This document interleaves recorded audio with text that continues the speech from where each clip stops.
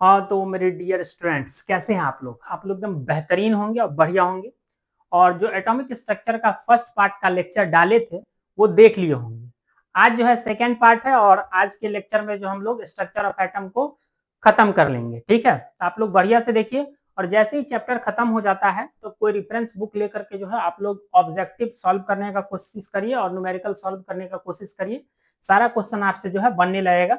इस लेक्चर के बाद जितना भी एटॉमिक स्ट्रक्चर का पॉसिबल क्वेश्चन है जो आपके बीसीसी एग्जाम में आएगा तो वो सारा क्वेश्चन जो है आपसे बन जाएगा। ठीक है, तो चलिए स्टार्ट करते हैं। आज है आपका एटॉमिक स्ट्रक्चर का सेकंड पार्ट और देखते हैं कि हम लोग को क्या क्या कॉन्सेप्ट पढ़ना है। ध्यान से देखिए, हम लोग को हाइड्रोजन स्पेक्ट्रम पढ़ना है क्योंकि हाइड्रोजन स्पेक्ट्रम से क्वेश्चन आता है। ठीक है, और हाइड्रोजन स्पेक्ट्रम में हमको एकदम पूरा डिटेल नहीं पढ़ना है, वही चीज पढ़ना है जहां से क्वेश्चन आता है। ध्यान से देखिएगा, हाइड्रोजन स्पेक्ट्रम देखिए अलग अलग एनर्जी लेवल को लेकर के बनाते हैं, एक बैंड बनता है जिसको हम लोग क्या बोलते हैं, हाइड्रोजन स्पेक्ट्रम। इसमें कुछ सीरीज होता है, जैसे अगर सेकेंड एनर्जी लेवल से ग्राउंड स्टेट में कोई इलेक्ट्रॉन आता है या थर्ड से आता है या कहीं से भी अगर फर्स्ट में आ रहा है, फर्स्ट एनर्जी लेवल में आ रहा है, इसको हम लोग बोलते हैं एनर्जी लेवल। क्या बोलते हैं? Energy level. जैसे एनर्जी कैलकुलेट, एनर्जी का फॉर्मूला बताए थे, इसका एनर्जी लेवल होता है -13.6 इलेक्ट्रॉन वोल्ट। फिर अगला का कैलकुलेट कर लेंगे क्योंकि आपको फॉर्मूला बताए हुए हैं टोटल एनर्जी का। टोटल एनर्जी का फॉर्मूला क्या है? -13.6। टोटल एनर्जी का फॉर्मूला है -13.6 into Z square divided by N square. और इसका यूनिट क्या होता है? तो सर इसका यूनिट होता है इलेक्ट्रॉन वोल्ट।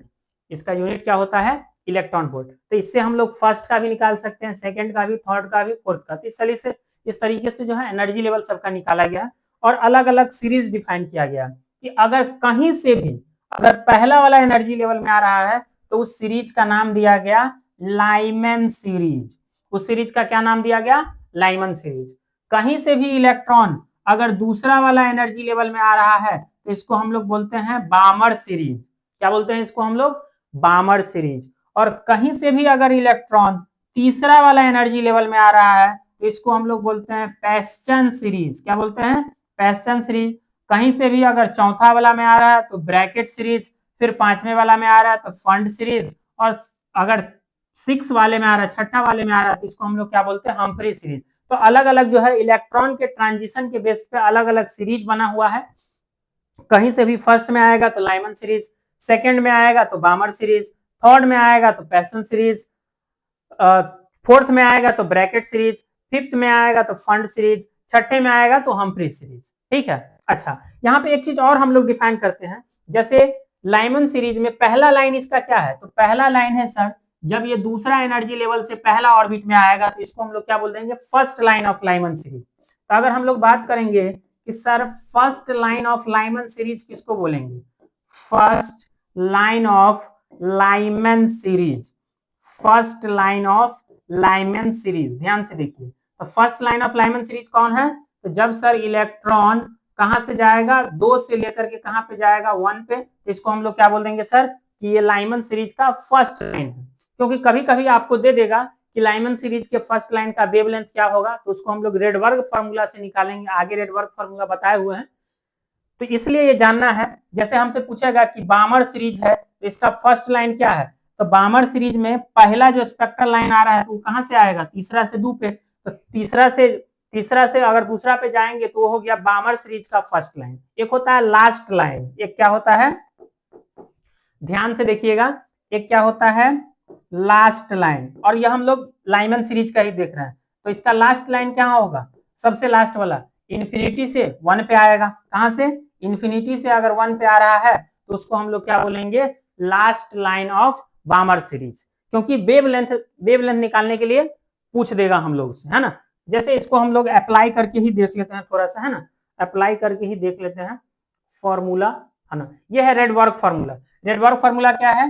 तो 1/लैम्डा, इसको हम लोग न्यू बार भी बोलते हैं, है ना। न्यू बार भी बोलते हैं क्योंकि ये रेसिप्रोकल होता है, वेव नंबर, है ना, वेव नंबर। फॉर्मूला क्या है? Are Z square. जेड क्या है? तो जेड है आपका एटॉमिक नंबर। जेड क्या है? Atomic number. जेड क्या है? Atomic number. ये है फाइनल कि कहां जाएगा और ये कहां से आया, ये कहां से आया है ना। जैसे एक क्वेश्चन के थ्रू बता देते हैं, ध्यान से सुनिएगा आप लोग, है ना। एक क्वेश्चन बता देते हैं, जैसे हमसे एक क्वेश्चन किया कि find wavelength of first line of Lyman series, first ध्यान से देखिएगा, first line of Lyman series, first line of Lyman series. ध्यान से देखिएगा, अभी बनेगा question, wait a minute guys.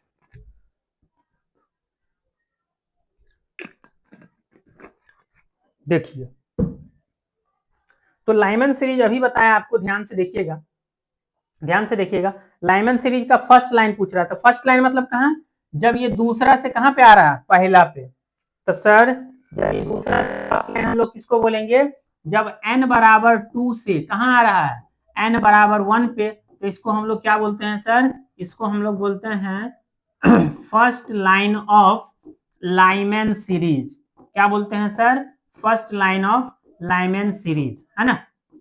और फॉर्मूला लगा देंगे, फॉर्मूला क्या हमारा वेवलेंथ का, तो 1/λ होता है सर r इंटू, अच्छा ये हाइड्रोजन के लिए हम लोग हाइड्रोजन स्पेक्ट्रम दिख रहा है ना, तो हाइड्रोजन के लिए z का वैल्यू कितना है 1, तो 1 का स्क्वायर 1/n1, मतलब n1 क्या होता है, कहां पे गया, तो 1 पे आया, तो 1 का स्क्वायर। दूसरा कहां से, तो 2 से, तो 1/2 का स्क्वायर। फॉर्मूला क्या हो जाएगा, 1/λ बराबर 1 का स्क्वायर 1, तो यहाँ पे r बचेगा 1 ये 1 हो जाएगा माइनस 1/4। अब इसका आप लोग सॉल्व करिए, बट्टा पर का जोर होगा ना, बट्टा पर का ना, देखिए 1/λ बराबर हो जाएगा r इंटू का एलसीएम कितना ले लेंगे 4, तो ये कितना हो जाएगा 4 माइनस का 1, तो सर 1/λ हो जाएगा, 4 में से 1 गया 3, 3r/4। तो हमको 1/λ का वैल्यू थोड़ी चाहिए, हमको किसका वैल्यू चाहिए, लैम्डा का। तो लैम्डा बराबर क्या हो जाएगा, तो सर लैम्डा बराबर हो जाएगा, इसको पलट देंगे तो 4/3r, क्या हो जाएगा 4/3r। अच्छा 4/3r को हम लोग कैसे लिख सकते हैं, तो सर ऐसे लिख सकते हैं 4/3 इंटू 1/r। अब बोलिएगा कि सर इसको 1/r काहे लिखे हैं, क्योंकि हम लोगों को पता है कि रेडबर्ग फॉर्मूला में 1/r का वैल्यू हम लोग कितना ले सकते हैं, लगभग में 912 एंगस्ट्रम, कितना ले सकते हैं, लगभग में 912 एंगस्ट्रम। तो इसका वैल्यू रख देंगे 1/r का वैल्यू कितना, तो सर लैम्डा हो जाएगा 4/3 इंटू 912 एंगस्ट्रम। 3 से काटेंगे सर, 3 तिया 9, 0 और 3 चौका 12, तो लैम्डा कितना हो जाएगा एंगस्ट्रम में, 4 चौका 16 का 6, 4 1 का 4 को 0 से गुना करेंगे 0, तो 1 होगा, और 4 तिया 12, 1216 एंगस्ट्रम। कितना आ जाएगा हमारा आंसर 1216 एंगस्ट्रम। इसका मतलब है कि लाइमन सीरीज के जो फर्स्ट लाइन है उसका वेवलेंथ कितना आता है 1216 एंगस्ट्रम। एक का निकाल के बता देते हैं ताकि एग्जाम में अगर कोई भी सीरीज का है, चाहे लाइमन सीरीज का है, बामर सीरीज का है, पैसन सीरीज का है, ब्रैकेट सीरीज का है, फंड सीरीज का है, हम्फ्री सीरीज का है, कोई भी सीरीज का आएगा तो आप बना सकते हैं, ठीक है। तो ये first line of Lyman series का वेवलेंथ देख लिए। अब हम लोग देखते हैं last line of Lyman series का वेवलेंथ क्या होता है, ध्यान से देखिएगा, क्वेश्चन के थ्रू ही बता देते हैं, ध्यान से देखिएगा। दूसरा क्वेश्चन है find wavelength of last line of Lyman series, last line of Lyman series. तो last line of Lyman series किसको बोलेंगे, तो लाइमन सीरीज आपको पता है कि कहीं से भी 1 पे आता है, तो लास्ट लाइन सबसे लास्ट वाला लाइन कौन होगा, जब इंफिनिटी से 1 पे आएगा। मतलब सर कि अगर इंफिनिटी से 1 पे आ रहा है, मतलब n2 इसका इंफिनिटी है और n1 आ कहां पे रहा है सर 1 पे, आ कहां रहा है सर 1 पे, तो इसको हम लोग क्या बोलते हैं सर जी, इसको हम लोग बोलते हैं last line of Lyman series, इसको हम लोग क्या बोलते हैं, last line of Lyman series. ठीक है, चलिए अब फॉर्मूला बैठा देते हैं। क्या था फॉर्मूला, तो 1/लैम्डा बराबर आर, और जेड हमको पता है हाइड्रोजन के लिए कितना लेना है 1, हाइड्रोजन स्पेक्ट्रम पढ़ रहा है ना, तो जेड का वैल्यू कितना होगा, तो सर 1 का स्क्वायर और 1 बट्टा फाइनल वाला कहाँ पे आया था 1 पे आया था, तो 1 का स्क्वायर माइनस का 1 बट्टा इंफिनिटी का स्क्वायर, और इंफिनिटी के स्क्वायर को हम लोग यहाँ पे 0 कंसीडर कर देंगे, इसका वैल्यू कितना आ जाएगा 0। तो सर ये 1/लैम्डा हो जाएगा आर, और ये क्या हो जाएगा 1 बट्टा 1 का स्क्वायर 1 ही हो जाएगा। तो सर सीधे यहाँ पे वैल्यू आ गया 1/लैम्डा का वैल्यू आ गया सर सीधे आर। तो लैम्डा क्या हो जाएगा, तो सर लैम्डा हो जाएगा 1 बट्टा में आर, इसको पलटेंगे तो 1 बट्टा में आर होगा ना, और 1 बट्टा आर का वैल्यू कितना होता है 912 एंगस्ट्रम। एक बात आप गौर करिएगा, इससे पिछला वाला स्लाइड में देखिएगा ध्यान से, कि अभी हम लोग निकाले हैं सर फर्स्ट लाइन का वेवलेंथ ज्यादा आ रहा है, और लास्ट लाइन का जो वेवलेंथ निकाले हैं ये कम आ रहा है। तो ये भी आप लोग याद रखिएगा, कभी कभी पूछ देगा कि लाइमन सीरीज का शॉर्टेस्ट वेवलेंथ क्या होगा, तो शॉर्टेस्ट वेवलेंथ मतलब वो इनडायरेक्टली आपसे पूछ रहा है कि last line of Lyman series का वेवलेंथ निकालिए, और मैक्सिमम वेवलेंथ पूछ देगा तो first line of Lyman series का निकालिए, किसी का भी कोई भी सीरीज का अगर पूछेगा तो। ठीक है, ऐसे आपको घुमा सकता है थोड़ा सा, तो ये बात जो है आपको थोड़ा सा याद रखना है। तो इस तरह का क्वेश्चन आएगा, जैसे ध्यान से देख लीजिए, जैसे आपको पूछ देगा बामर सीरीज का फर्स्ट लाइन का वेवलेंथ, तो इसका फर्स्ट लाइन कहां से होगा, तो सर जब तीसरा से दूसरा में आएगा, तो n2 का वैल्यू 3 और n1 का वैल्यू 2। इस तरीके से किसी का भी पूछेगा तो निकाल लीजिएगा। एक बार आप क्या करिए, प्रैक्टिस कर लीजिए, बामर सीरीज का निकाल लीजिए, पैसल सीरीज का निकाल लीजिए, तो थोड़ा आपका कॉन्फिडेंस बढ़ जाएगा, अपने से निकालिए। ठीक है, और कमेंट में आंसर करिए कि सर बामर सीरीज का इतना आया, फर्स्ट लाइन का, लास्ट लाइन का कितना आया, इसको कमेंट कर सकते हैं आप। ठीक है, अच्छा अब इसमें ये रीजन भी आपको याद रखना है कि लाइमन सीरीज जो है किस रीजन में लाई करता है, तो सर लाइमन सीरीज जो है लाई करता है अल्ट्रा वायलेट रीजन में। किस रीजन में लाई करता है, अल्ट्रा वायलेट रीजन में। बामर सीरीज किस रीजन में है, विजिबल रीजन में होता है। पैशन सीरीज इंफ्रारेड में, ब्रैकेट सीरीज इंफ्रारेड में, फंड सीरीज इंफ्रारेड में, and Humphry series far infrared में। तो इंफ्रारेड में ये 3 है, चारों चार समझ लेंगे कि चारों इंफ्रारेड में है, बामर विजिबल रीजन में है, और Lyman series ultraviolet region में होता है। तो ये रीजन पे भी डायरेक्टली क्वेश्चन पूछा जाता है, तो ये इसको याद रखिएगा आप लोग।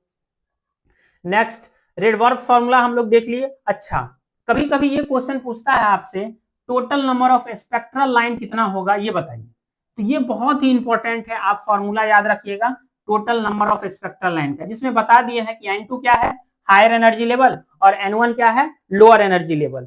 तो अगर हमसे सीधे पूछता है कि total number of spectral line कितना होगा, तो क्या होगा n2 माइनस n1 इंटू का n2 minus n1 plus 1 divided by 2। जैसे हमको बोल देगा कि कोई भी इलेक्ट्रॉन, जैसे वो क्वेश्चन बना के बता देते हैं ना, ऐसे नहीं समझ में आ रहा तो क्वेश्चन बना देते हैं, कोई बात नहीं क्वेश्चन बना देते हैं। जैसे हमको बोल देगा कि चौथा से है ना, फोर्थ एक्साइटेड स्टेट से ग्राउंड स्टेट में आ रहा है, कहाँ आ रहा है चौथा से आ रहा है ग्राउंड स्टेट में, मतलब n1 बराबर फर्स्ट में आ रहा है, ग्राउंड स्टेट में आ रहा है। चौथा से किस में आ रहा है, ग्राउंड स्टेट में आ रहा है। तो हमसे पूछ रहा है कि total number of spectral line कितना, मतलब ये जो लाइन अभी खींचे थे लाइमन बामर पैशन, ये जो लाइन जो आया था एनर्जी का, तो total number of spectral line इसमें कितना होगा, total number of spectral line formula क्या था n2 माइनस n1 इंटू का n2 माइनस n1 प्लस का 1। क्वेश्चन बता देते हैं ताकि फॉर्मूला भी आपको याद हो जाए, है ना। और डिवाइडेड में कितना था 2, n2 कितना है 4, तो सर 4 माइनस का 1, और फिर 4 माइनस का 1 और प्लस में 1, तो ये कितना हो जाएगा सर 4 में से गया सर 3।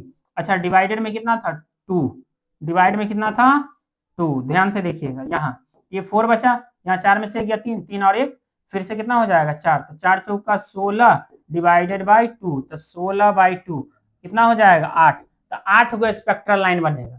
कितना स्पेक्ट्रल लाइन बनेगा 8 गो। तो इस तरीके से आपको क्वेश्चन दे देगा, है ना।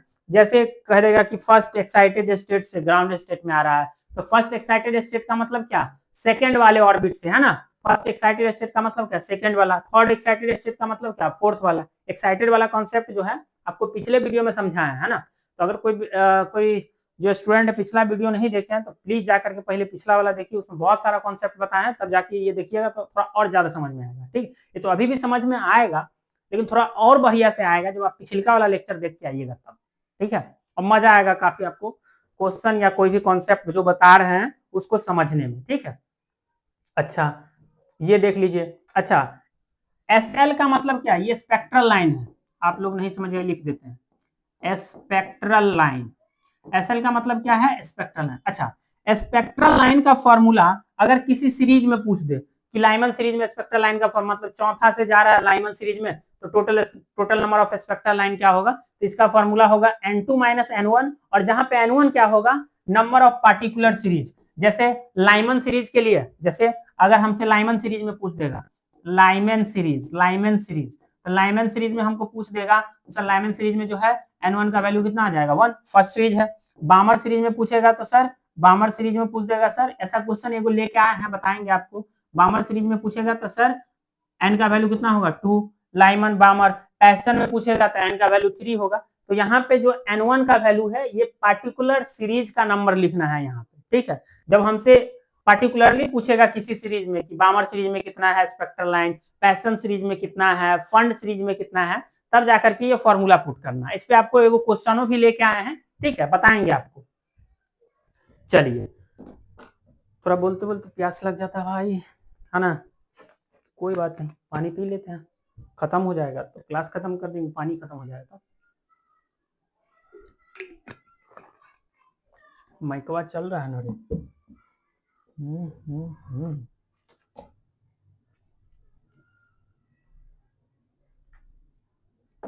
हाँ गाइस, चलिए, तो ये कॉन्सेप्ट आपको समझ में आया। तो हाइड्रोजन स्पेक्ट्रम से जितना भी पॉसिबल क्वेश्चन बनेगा, या तो रेडवर्क्स फार्मूला पे क्वेश्चन देगा, या तो स्पेक्ट्रल लाइन से क्वेश्चन पूछेगा, वेवलेंथ निकाल स्पेक्ट्रल लाइन निकालने वाला, रेडवर्क्स फार्मूला से वेवलेंथ निकालने वाला, या उसका रीजन पूछ लेगा कि लाइमन सीरीज किस रीजन में है, बामर सीरीज किस रीजन में है। तो ये सब क्वेश्चन जो है यहाँ से बीसीसी के लिए बनता है, और जितना बनता है वो सारा बता दिए हैं, इससे बाहर नहीं जाएगा। आप देखिएगा एग्जाम में, यहाँ से बाहर नहीं जाएगा, है ना। चलिए, ये बता ही दिए हैं। अच्छा, रेडवर्क्स फार्मूला बता ही दिए हैं, ये बता ही दिए अभी, ये बता ही दिए हैं, ये भी बता दिए अभी। अच्छा, नेक्स्ट है डी ब्रॉगली वेवलेंथ। अच्छा, डी ब्रॉगली भाई साहब बताए कि इलेक्ट्रॉन के पास दो नेचर होता है, या सीधे बोल सकते हैं मैटर के पास दो नेचर होता है, एगो वेव नेचर होता है और एगो पार्टिकल नेचर होता है। तो इन्होंने बताया, सॉरी गाइस मार्कर गिर गया था, इन्होंने बताया कि कोई भी अगर मूविंग ऑब्जेक्ट है, कैसा ऑब्जेक्ट है, मूविंग ऑब्जेक्ट, कैसा, मूविंग ऑब्जेक्ट, तो मूविंग ऑब्जेक्ट का जो वेवलेंथ होगा, है ना, क्या है, electron possesses particle and wave nature, particle and wave nature. तो बोला कि जो वेवलेंथ होगा वो इनवर्सली प्रोपोर्शनल होगा मोमेंटम का। पी यहाँ पे क्या है, तो सर पी जो है यहाँ पे मोमेंटम है, पी क्या है सर जी यहाँ पे, मोमेंटम, पी क्या है, मोमेंटम। और मोमेंटम आप लोग पढ़े होंगे, मोमेंटम का फॉर्मूला होता है मास इनटू का वेलोसिटी, है ना, फिजिक्स में आप लोग पढ़े होंगे 11th 12th में, है ना, कि मोमेंटम का फॉर्मूला क्या होता है, मास इनटू का वेलोसिटी। तो लैम्डा मतलब इसको मैटर वेव भी कहते हैं, इस लैम्डा को हम लोग क्या बोलते हैं, मैटर वेव या D Broglie wavelength, matter wave भी बोलते हैं, या क्या हम लोग बोलते हैं, डी ब्रॉगली वेवलेंथ। ध्यान से सुनिएगा, कहता है कि जो लैम्डा होता है, वेवलेंथ है, ये इनवर्सली प्रोपोर्शनल है किसके, मोमेंटम के, किसके इनवर्सली प्रोपोर्शनल है, मोमेंटम के।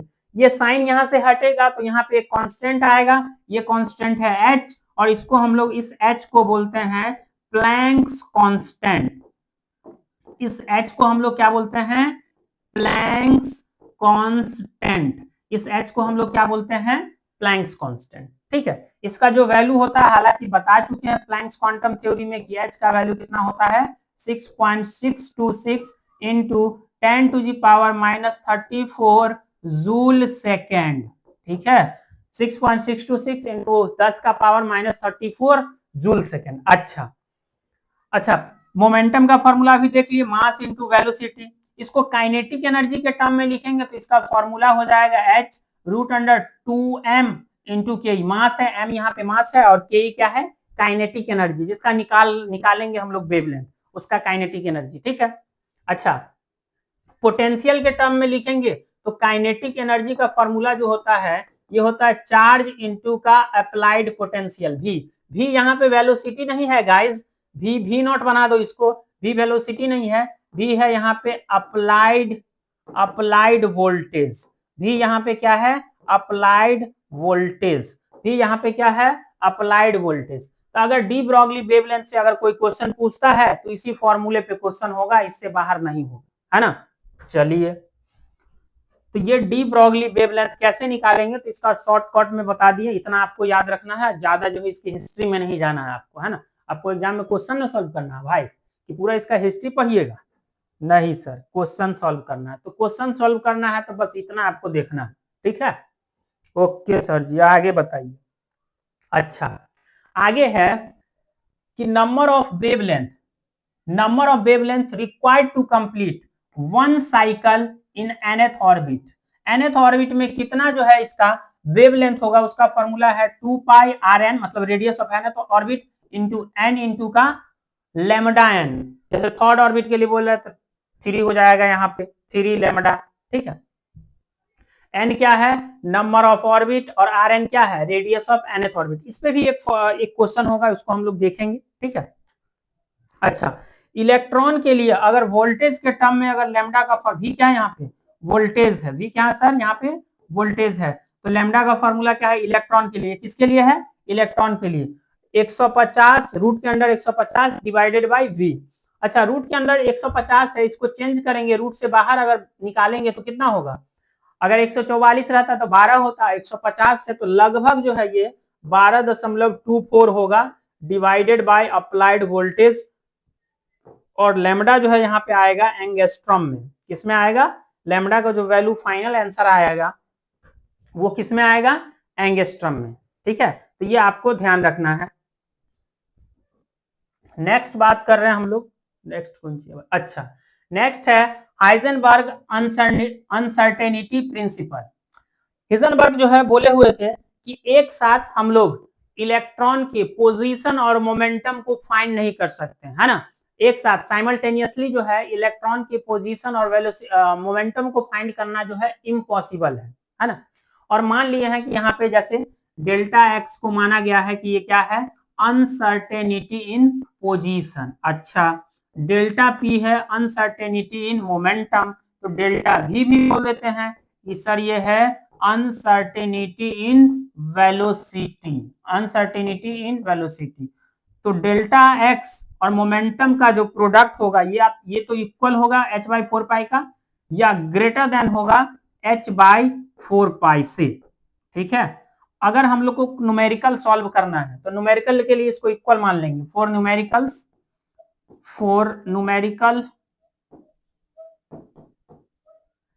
न्यूमेरिकल जब हम लोग सॉल्व करेंगे तो uncertainty in position and uncertainty in momentum को इक्वल मान लेंगे h/4 पाई के। या मोमेंटम को चेंज करके क्या लिख सकते हैं sir, change in momentum, delta P का फॉर्मूला क्या होगा, change in velocity, sorry change in बोल, अनसर्टेनिटी इन वेलोसिटी इनटू का मास h/4 पाई। फिर यहां से फॉर्मूला आगे चेंज हो जाएगा और ये क्या हो जाएगा, फॉर्मूला चेंज होकर के हम लिख ही देते हैं, ये क्या हो जाएगा फॉर्मूला, तो सर अनसर्टेनिटी इन पोजीशन इनटू का अनसर्टेनिटी इनटू वेलोसिटी बराबर फॉर्मूला हो जाएगा h/4 पाई, और ये वाला m जो है नीचे चला आएगा, और ये फॉर्मूला हमारा बन गया। और इस सब फॉर्मूला पे क्वेश्चन बनेगा भाई, सब फॉर्मूला पे क्वेश्चन बनेगा, ठीक है। ओके, अच्छा एक बात आप याद रखिएगा कि यहाँ पे जो है मास अगर ग्राम में देगा, है ना, मास अगर ग्राम में दे रहा है तो उसको कन्वर्ट कर देंगे केजी में, जब इसका क्वेश्चन सॉल्व करेंगे, कन्वर्ट इनटू केजी। एक छोटा सा बात है, इसको याद रखिएगा, तो क्वेश्चन जो है न्यूमेरिकल आपका सही होगा, गलत नहीं होगा, है ना। चलिए, तो न्यूमेरिकल आपका जो है सही होगा, गलत नहीं होगा। अच्छा गाइज, आगे देखिए, आगे क्या है, हाँ अब आ गए हम लोग क्वांटम नंबर पे, है ना। अब क्या है कि हम लोग बात करेंगे कि क्वांटम नंबर है क्या भाई। देखिए 3 गो क्वांटम नंबर जो है श्रोडिंगर वेव इक्वेशन से निकाला गया है, जिसके बारे में हम लोग को पढ़ना नहीं है, क्योंकि श्रोडिंगर वेव इक्वेशन जो उतना ज्यादा डिटेल में हम लोग को नहीं पढ़ना है। वहीं से 3 क्वांटम नंबर, क्वांटम नंबर होता क्या है भाई। क्वांटम नंबर होता है इलेक्ट्रॉन का एड्रेस। क्वांटम नंबर क्या होता है, इलेक्ट्रॉन का एड्रेस। जैसे हमसे पूछेगा कोई कि दोस्त तुम किस कंट्री में रहता है, तो बोल देंगे भाई इंडिया में रहता है। फिर हमसे पूछेगा, इंटरेस्टेड होगा तो हमसे पूछेगा कि इंडिया में आप कहाँ से हैं, तो बताएंगे भाई इंडिया में हम हैं बिहार से, है ना। कहाँ से है, बिहार से। वैसे भी बिहार फेमस है, तो हम लोग कहाँ से हैं, बिहार से। और इलेक्ट्रॉन को पूछेगा कि दोस्त आपके देश का नाम बताइए कि कहाँ रहते हैं आप, तो बोल देगा हम एटम में रहते हैं। सबसे पहले बात तो ये हो गया एटम में रहते हैं। फिर बोला कि एटम में कहाँ रहते हो दोस्त, तो जैसे हम लोग बताए हैं स्टेट के नाम बिहार, तो वो बोल देगा कि भाई हम लोग एटम में रहते हैं ऑर्बिट के अंदर। कहाँ पे रहते हैं, ऑर्बिट में। फिर जैसे हम लोग से पूछेगा, जैसे स्टेट जान लिया तो पूछेगा कि बिहार में कौन जिला से हो, तो हम लोग बोल देंगे कि मधुबनी जिला से है भाई। तो वैसे इलेक्ट्रॉन से पूछा जाएगा कि आपका डिस्ट्रिक्ट कौन सा है बताइए, तो बोल देगा सब सेल। उसका डिस्ट्रिक्ट क्या है, सब सेल है। तो जिस तरीके से हमारा एड्रेस है, उस तरीके से इलेक्ट्रॉन का भी 4 गो एड्रेस होता है ना। उस तरीके से इलेक्ट्रॉन का कै गो एड्रेस है, 4 गो। तो ये 4 सेट ऑफ नंबर है जो इलेक्ट्रॉन के बारे में बतलाता है कि इलेक्ट्रॉन एटम में कहां रहता है। इसी को हम लोग क्या बोलते हैं, क्वांटम नंबर। क्या बोलते हैं, क्वांटम नंबर। तो क्वांटम नंबर का कॉन्सेप्ट आप लोग को आ गया होगा कि क्वांटम नंबर क्या है, इलेक्ट्रॉन का एड्रेस है, जिससे ये डिफाइन होता है कि एटम के अंदर जो है इलेक्ट्रॉन कहां पे है, ऑर्बिट में है, सब ऑर्बिट में है, ऑर्बिटल में है। ऑर्बिटल में है तो इसका ओरिएंटेशन कैसे है, ठीक है। चलिए यही लिखा हुआ है कि सर क्वांटम नंबर क्या है, तो क्वांटम नंबर क्या है, 4 set of number which gives clear idea about the electron in an atom. एक एटम में ये आइडिया देता है क्वांटम नंबर कि ये इलेक्ट्रॉन कहां होगा, ठीक है। टोटल 4 तरह का होता है ये, principal quantum number, azimuthal quantum number, magnetic quantum number and spin quantum number. जिसमें से 3 quantum number, principal quantum number, azimuthal quantum number and magnetic quantum number Schrodinger wave equation से कैलकुलेट करके निकाला गया है। और लास्ट वाला जो है स्पिन क्वांटम नंबर, ये श्रोडिंगर वेव इक्वेशन से नहीं आया है, ये आपको याद रखना है, ठीक है। चलिए तो जैसे है principal quantum number, principal quantum number को हम लोग एन से रिप्रेजेंट करते हैं।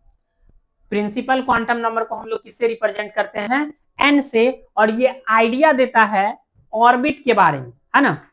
किसके बारे में आइडिया देता है, tells about the orbit. Orbit या इसी को हम लोग बोलते हैं सेल, या इसी को हम लोग बोलते हैं सेल, या इसी को हम लोग बोलते हैं एनर्जी लेवल। भाई इसी का नाम है दोस्त, इसी का नाम है। तो ये हमको ऑर्बिट या सेल या एनर्जी लेवल का जानकारी देता है। और एन का वैल्यू जो है 1 2 3 से लेकर के इन्फिनिटी तक हो सकता है। जैसे एन बराबर 1 होता है तो इसको हम लोग बोलते हैं के वाला ऑर्बिट है। फिर ये एल सब सेल है, एम सब सेल है, एन सब सेल है। इस तरीके से सब सेल को हम लोग नाम दे देते हैं ना। पहला वाला ऑर्बिट है तो उसको के से रिप्रेजेंट करते हैं, दूसरा वाला ऑर्बिट है तो इसको एल से रिप्रेजेंट करते हैं, तीसरा वाला है तो एम से रिप्रेजेंट करते हैं, है ना। जैसे हम लोग पढ़े हैं रेडियस जो होता है ये डायरेक्टली प्रोपोर्शनल होता है प्रिंसिपल क्वांटम नंबर के, है ना। एनर्जी हम लोग पढ़े हैं टोटल एनर्जी। टोटल एनर्जी जो होता है इनवर्सली प्रोपोर्शनल होता है, ये होता है Z square by N square, inversely proportional होता है। इसका मतलब है कि प्रिंसिपल क्वांटम नंबर का वैल्यू बढ़ेगा तो टोटल एनर्जी कम हो जाएगा। ये यहाँ पे एन प्रिंसिपल क्वांटम नंबर का वैल्यू बढ़ेगा तो रेडियस बढ़ेगा, मतलब एन का वैल्यू बढ़ा, ऑर्बिट नंबर बढ़ा तो ऑर्बिट का साइज बढ़ेगा तो रेडियस बढ़ जाएगा। तो ये सब जो है पढ़ना है हम लोग को, है ना। अच्छा नेक्स्ट है आपका एजीमुथल क्वांटम नंबर। नेक्स्ट क्या है गाइस, एजीमुथल क्वांटम नंबर। और एजीमुथल क्वांटम नंबर को जो है हम लोग रिप्रेजेंट करते हैं छोटका एल से, मतलब स्मॉल एल से रिप्रेजेंट करते हैं। किससे रिप्रेजेंट करते हैं, स्मॉल एल से। अच्छा ये जो एजीमुथल क्वांटम नंबर है क्या कहता है, कुछ तो कहता होगा, पूछो। ये कहता है, ये मतलब आइडिया देता है। जैसे प्रिंसिपल क्वांटम नंबर किसके बारे में आइडिया दे रहा था, तो सर प्रिंसिपल क्वांटम नंबर हमको बता रहा था कि एटम के अंदर इलेक्ट्रॉन कहाँ रहता है, तो ऑर्बिट का आइडिया दिया। ये जो है एजीमुथल क्वांटम नंबर सब सेल का आइडिया देता है। किसका आइडिया देता है? सब सेल। सब सेल मतलब सभ्य सेल नहीं भाई, सब सेल को हम लोग क्या बोल देंगे? सब ऑर्बिट भी बोलते हैं। सब सेल को हम लोग क्या बोलते हैं? सब ऑर्बिट भी बोलते हैं। अच्छा, एक और बात बता देते हैं, जो एजीमुथल क्वांटम नंबर है इसको हम लोग सब्सिडरी क्वांटम नंबर भी बोलते हैं। सब्सिडरी क्वांटम नंबर भी बोलते हैं। एजीमुथल क्वांटम नंबर को हम लोग कौन सा क्वांटम नंबर भी बोलते हैं? सब्सिडरी क्वांटम नंबर भी बोलते हैं। ओके, अच्छा, एजीमुथल क्वांटम नंबर का जो वैल्यू होता है ये 0 से लेकर के n-1 तक होता है। एजीमुथल क्वांटम नंबर का जो वैल्यू होता है ये कहां से कहां तक होता है? 0 से n-1 तक। अच्छा, जैसे देखिए ध्यान से देखिए, एकदम ध्यान से। जैसे प्रिंसिपल क्वांटम नंबर का वैल्यू 2 है। प्रिंसिपल क्वांटम नंबर का वैल्यू कितना है? 2। ओके सर, तो एजीमुथल क्वांटम नंबर का वैल्यू कितना होगा? 0। 0 से कहां तक? n-2 तक। n-2 का मतलब क्या? 2 में से 1 गया कहां? 0 और 1 होगा। अगर n का वैल्यू अगर गाइस अगर n का वैल्यू 3 आ गया तो l का वैल्यू कितना पॉसिबल है? तो सर l का वैल्यू पॉसिबल होगा 0, 1 और 2, क्योंकि n माइनस कितना होगा? 3 में से 1 गया 2 तक पॉसिबल है, तो 0, 1 और 2।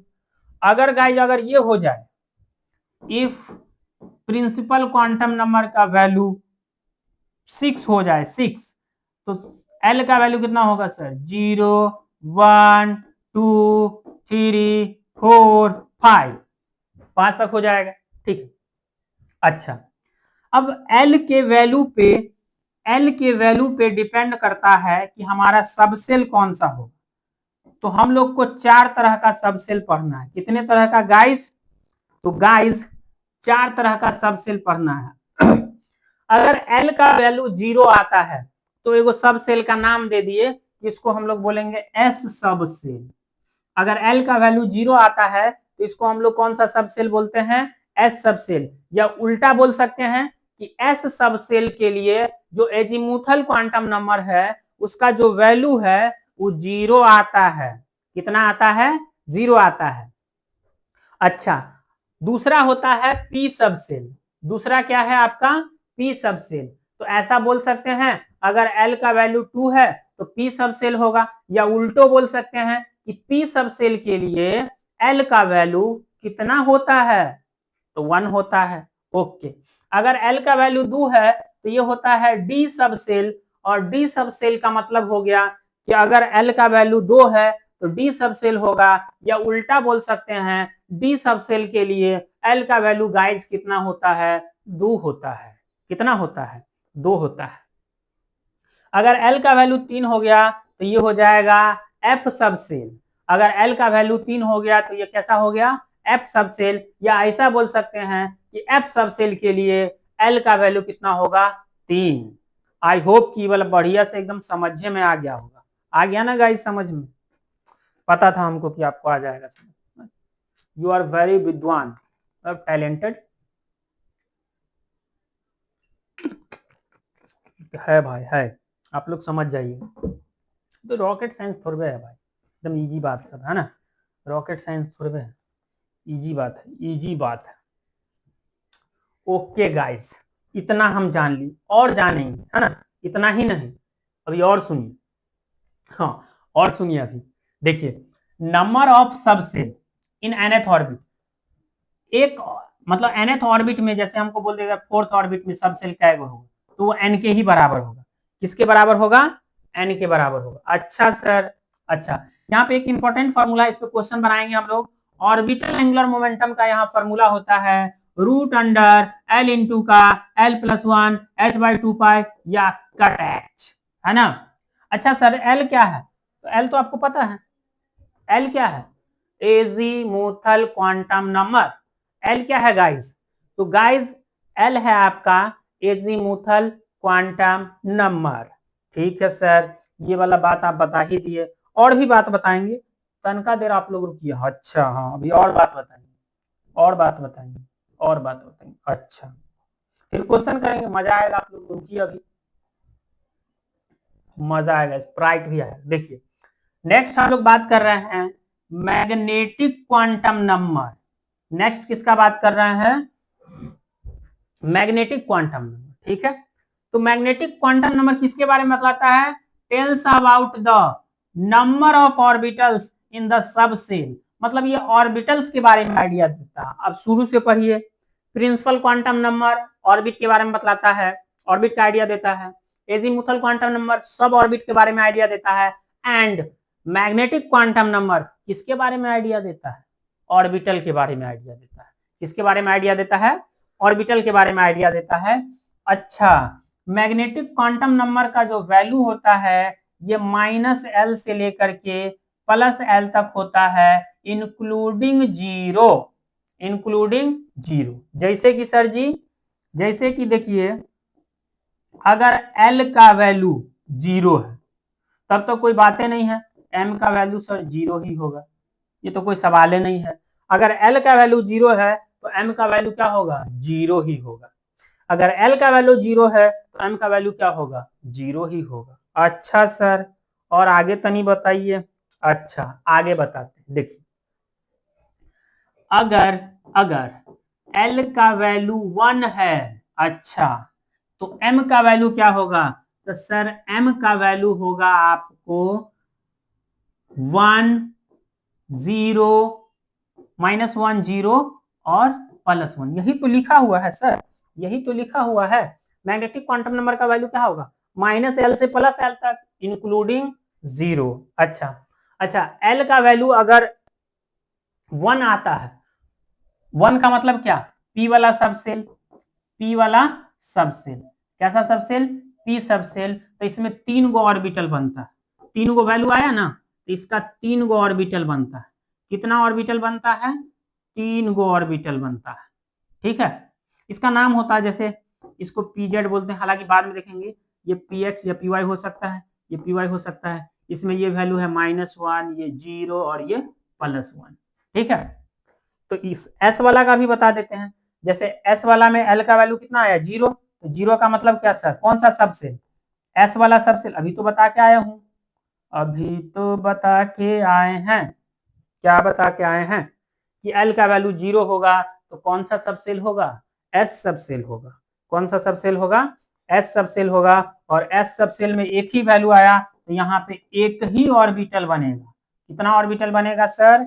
एक ही ऑर्बिटल बनेगा। अच्छा, और देखिए अगर एल का वैल्यू 2 आ जाए तो एम का वैल्यू क्या क्या पॉसिबल है?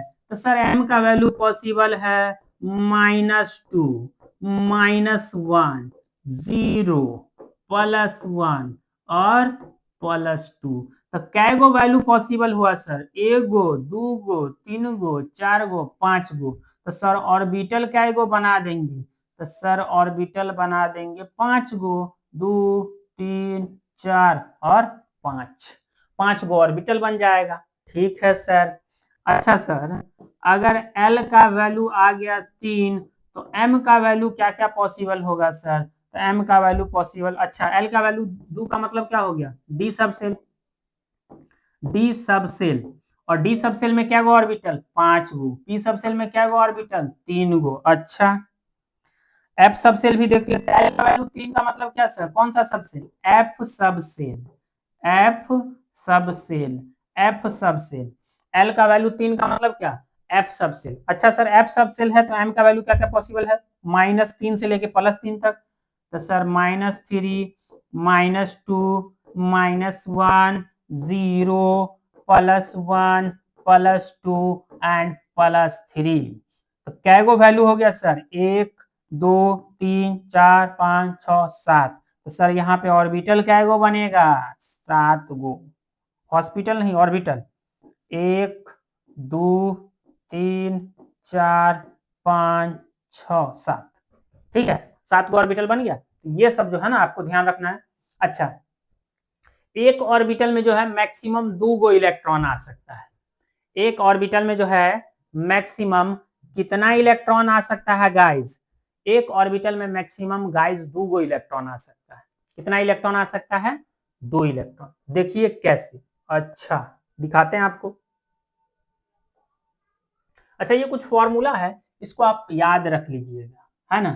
फॉर अ गिवन सबसेल, अगर एल का वैल्यू पता है तो नंबर ऑफ ऑर्बिटल्स निकालने का फॉर्मूला क्या होगा? 2l + 1। अच्छा sir, maximum number of electron किसी ऑर्बिटल में निकालना है तो क्या होगा फॉर्मूला इसका? 2l + 1। और इसको बता ही देते हैं, है ना। ओ इसको बता ही देते हैं। फॉर्मूला एकदम बढ़िया है, एकदम बहुत ज्यादा इंपॉर्टेंट है भाई, वेरी इंपॉर्टेंट।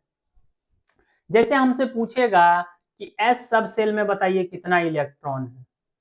एस सब सेल में कितना इलेक्ट्रॉन है? How many electrons in S सब सेल? तो एकदम बच्चा वाला काम है। तो आप लोग रटे होंगे कि सर 2 इलेक्ट्रॉन। एस सब सेल में क्या इलेक्ट्रॉन होगा? 2। अच्छा, एस सब सेल का मतलब एल का वैल्यू कितना? 0। एस सब सेल का मतलब एल का वैल्यू कितना? 0। अच्छा सर, तो बताइए नंबर ऑफ इलेक्ट्रॉन कितना हो जाएगा? नंबर ऑफ इलेक्ट्रॉन के लिए कौन सा फॉर्मूला बैठाएंगे? तो सर ये वाला फॉर्मूला बैठाएंगे। 2 इंटू का 2l, l का वैल्यू कितना है सर? 0 प्लस में सर 1, तो 2 और ये कितना हो गया? 0 प्लस का 1, 0 में 1 जोड़ेंगे तो 1 और 1 को 2 से मल्टीप्लाई करेंगे तो 2। इसका मतलब सर s वाला सब सेल में कितना इलेक्ट्रॉन होता है? 2। अच्छा आज पता चल गया आप लोग को। p वाला में भी देख लेते हैं। p सब सेल में कौन वाला सब सेल में? p सब सेल में। अच्छा p का मतलब क्या हो गया सर? इसमें l का वैल्यू कितना सर जी? 1। अच्छा, तो नंबर ऑफ इलेक्ट्रॉन क्या हो जाएगा? तो sir ji number of electron अभी ये बताएंगे, वाला फॉर्मूला लगा देंगे। 2 इंटू का 2l मतलब 2 गुने 1 प्लस का 1, तो सर हो जाएगा 2 और 2 का 2 प्लस 3, तो सर 3 दूना 6 इलेक्ट्रॉन। डी वाला का भी आप क्या निकालना चाहते हैं? डी में कितना इलेक्ट्रॉन होगा? तो कोई बात नहीं, निकाल देते हैं। डी सब सेल कौन सा सब? डी सब सेल। अच्छा, डी का मतलब हो गया सर एल का वैल्यू 2। ओके, तो फॉर्मूला निकालिए नंबर ऑफ इलेक्ट्रॉन का। 2 इंटू का 2l, 2 इंटू का 2 प्लस 1, 2 दूना 4, 1 5 दूना 10, तो सर डी वाला सब सेल में 10 गो इलेक्ट्रॉन आएगा। एफ वाला में 14 गो आएगा। निकाल के देख लीजिएगा आप लोग, या यादो कर सकते हैं। सब में 4 4 जोड़ दीजिए। पहला वाला में 2, 4 जोड़ देंगे 6, फिर 4 जोड़ देंगे 10, फिर 4 जोड़ देंगे 14 इलेक्ट्रॉन। तो ऐसे यादो कर सकते हैं कि एस वाला सब सेल में कितना इलेक्ट्रॉन आएगा? 2 इलेक्ट्रॉन आएगा। पी वाला सब सेल में कितना इलेक्ट्रॉन आएगा? 6 इलेक्ट्रॉन आएगा। डी वाला सब सेल में कितना इलेक्ट्रॉन आएगा? 10 इलेक्ट्रॉन आएगा। और एफ वाला सब सेल में कितना इलेक्ट्रॉन आएगा? 14 इलेक्ट्रॉन आएगा। अब बताइए, अब इससे हलवा क्या ही हो सकता है? एकदम हलवा है भाई, है ना। एकदम हलवा, हलवों में हलवा है। आप लोग को पता हो गया है ना। चलिए इससे आगे भी बताएंगे भाई, अभी अभी बहुत है।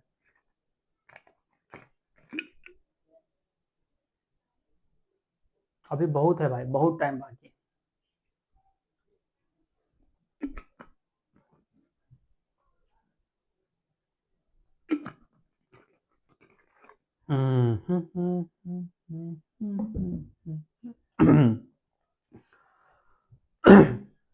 गाना गा रहे थे भाई अभी, चलिए कोई बात नहीं। अच्छा, फॉर अ गिवन ऑर्बिट, अगर ऑर्बिट के बारे में इंफॉर्मेशन दिया है तो नंबर ऑफ वेव पूछेगा, तो जितना एन का वैल्यू होगा उतना ही वेव होगा। मतलब जितना प्रिंसिपल क्वांटम नंबर का वैल्यू होगा उतना ही वेव होगा। अच्छा सर, हाँ। नंबर ऑफ सबसेल अगर कोई पूछ दे तो एन के बराबर ही होगा। बोल देगा कि चौथा ऑर्बिट है ना, फोर्थ ऑर्बिट है, तो कितना सबसेल होगा? सीधे आंख बंद करके लगा देंगे टिक कि सर 4 गो होगा। अच्छा, नंबर ऑफ ऑर्बिटल फॉर्म्ड, मतलब बोल दिया कि चौथा वाला ऑर्बिट में कै गो ऑर्बिटल बनेंगे, तो सीधे उसका स्क्वायर कर देंगे। सीधे कुछ नहीं करेंगे, सीधे उसका स्क्वायर कर देंगे। ठीक है। अच्छा सर, और किसी ऑर्बिट में कितना इलेक्ट्रॉन होगा? तो उसके लिए फॉर्मूला आप लोग को पता ही है, 2n²। जैसे हमसे पूछ देगा कि बताइए पहला ऑर्बिट में कितना इलेक्ट्रॉन होगा, तो 2 गुने 1 का स्क्वायर 2 गो इलेक्ट्रॉन। दूसरा ऑर्बिट में कितना होगा, 2 गुने 2 का स्क्वायर, तो 2 दूना 4, दूना 8 इलेक्ट्रॉन। तीसरा वाला में पूछे तो 3 का स्क्वायर 9, दूना 18 इलेक्ट्रॉन। चौथा वाला में पूछे 4 का स्क्वायर 16, 16 दूना 32, 5 का पूछे 25, 25, 25 दूना 50। निकाल सकते हैं आप लोग, तो बच्चा वाला चीज है भाई, ठीक है। चलिए आगे देखिए। अच्छा सर, नेक्स्ट अब 3 को क्वांटम नंबर हम लोग देख लिए। चौथा क्वांटम नंबर हम लोग देख रहे हैं स्पिन क्वांटम नंबर। चौथा क्वांटम नंबर क्या है भाई साहब, स्पिन। स्पिन क्वांटम नंबर है ना, इसको एस से रिप्रेजेंट करते हैं। और इसका एक बढ़िया बात यह है, इसको श्रोडिंगर वेव इक्वेशन से नहीं निकाला गया है। वैसा वाला श्रोडिंगर वेव इक्वेशन नहीं पढ़ेंगे, ऐसे लिखा रहता है साई। अच्छा, पहला वैल्यू होता है प्रिंसिपल क्वांटम नंबर का, फिर एजीमुथल क्वांटम नंबर का, फिर मैग्नेटिक क्वांटम नंबर का। अच्छा, कभी कभी आपको ठगने के लिए ऐसे भी दे देगा, है ना, आपको बेहोश करने के लिए ऐसे दे देगा, बोल देगा ये 4 है, ये 2 है, ये 1 है। पूछ देगा कि बताइए मैग्नेटिक क्वांटम नंबर कितना होगा, तो सीधे दिख रहा है ये मैग्नेटिक क्वांटम नंबर, ये एजीमुथल क्वांटम नंबर, ये प्रिंसिपल क्वांटम नंबर। तो ऐसे भी पूछ देता है ना। ये 4 है, ये कौन सी अंग्रेजी लिखा गया रे भाई, ये 4 है, 4 हफ्ते में 4 शनिवार होना चाहिए। ये 4 है, 4 कितना है सर जी, तो ये सर जी था 4। तो इस तरीके से भी दे सकता है, साई का वैल्यू दे देगा, है ना, वेव का इक्वेशन दे देगा, ऐसे वैल्यू लिख देगा, बोल देगा बताइए एजीमुथल क्वांटम नंबर कितना है, 2। तो इस इक्वेशन को देख के आप लोग बेहोश हो, तो बेहोश नहीं होना है ना, इसी से आया, ठीक है। चलिए, स्पिन क्वांटम नंबर ये किसके बारे में बतलाता है, तो ये इलेक्ट्रॉन की ओरिएंटेशन के बारे में बतलाता है कि इलेक्ट्रॉन अपने एक्सिस पे कैसे रोटेट करता है, सोया हुआ है कि जागा हुआ है ना, सोया है कि जागा, मतलब ऊपर है इसे तो +1/2 वैल्यू, और नीचे है तो -1/2, है ना। इस तरीके से जैसे कोई एक ऑर्बिटल है, ये एक ऑर्बिटल है, एक ऑर्बिटल में 2 ही इलेक्ट्रॉन रहेगा, एगो क्लॉकवाइज रह सकता है, एगो एंटी क्लॉकवाइज। अच्छा, एक इंपॉर्टेंट बात यहाँ पे ये बतलाना था कि कोई भी 2 इलेक्ट्रॉन का चारों क्वांटम नंबर सेम नहीं होता है। कोई भी 2 इलेक्ट्रॉन का कंपेयर करेंगे तो चारों क्वांटम नंबर का वैल्यू सेम नहीं होता है, कोई ना कोई डिफरेंट जरूर होगा, ठीक है। तो इस बात को जहन में बैठा लीजिएगा, मतलब दिमाग में उतार लीजिएगा कि किसी भी 2 इलेक्ट्रॉन का क्वांटम नंबर, चारों क्वांटम नंबर सेम नहीं होता है ना कुछ डिफरेंस आइए जाता है। अच्छा सर, नेक्स्ट है, जैसे वहां पे हम लोग एंगुलर मोमेंटम का फॉर्मूला देखे थे, क्या था, L इंटू का L+1 h/2 और यहाँ पे क्या है, स्पिन एंगुलर मोमेंटम। यहाँ पे ये क्या है, स्पिन एंगुलर मोमेंटम, और स्पिन एंगुलर मोमेंटम का फॉर्मूला है S इंटू S+1 h/2। इससे आगे एक और छोटा सा टॉपिक रह जाता है ना, बता ही देते हैं भाई, कुछ नहीं छोड़ेंगे। हालांकि इलेक्ट्रॉनिक कॉन्फ़िगरेशन भी पढ़ाना था, लेकिन जैसे आप वो प्रिंसिपल है कि पहले जिसमें कम एनर्जी रहेगा वो वाला भरेगा, फिर ज्यादा एनर्जी वाला भरेगा, है ना। हुंड्स रूल कि पहले इलेक्ट्रॉन ऐसे क्लॉकवाइज होगा फिर ऐसे जाएगा, है ना। ये सब कुछ रूल है, तो हालांकि वहां से तो क्वेश्चन नहीं आता है। हालांकि इलेक्ट्रॉनिक कॉन्फ़िगरेशन पढ़ना जरूरी है, तो उसको भी बता ही देंगे, है ना। अभी फिलहाल हमको देखते हैं कि हमारे जरूरत का चीज क्या क्या है, तो उसके बारे में देख रहे हैं हम लोग, है ना। तो सर रुक जाओ, wait a minute guys, guys.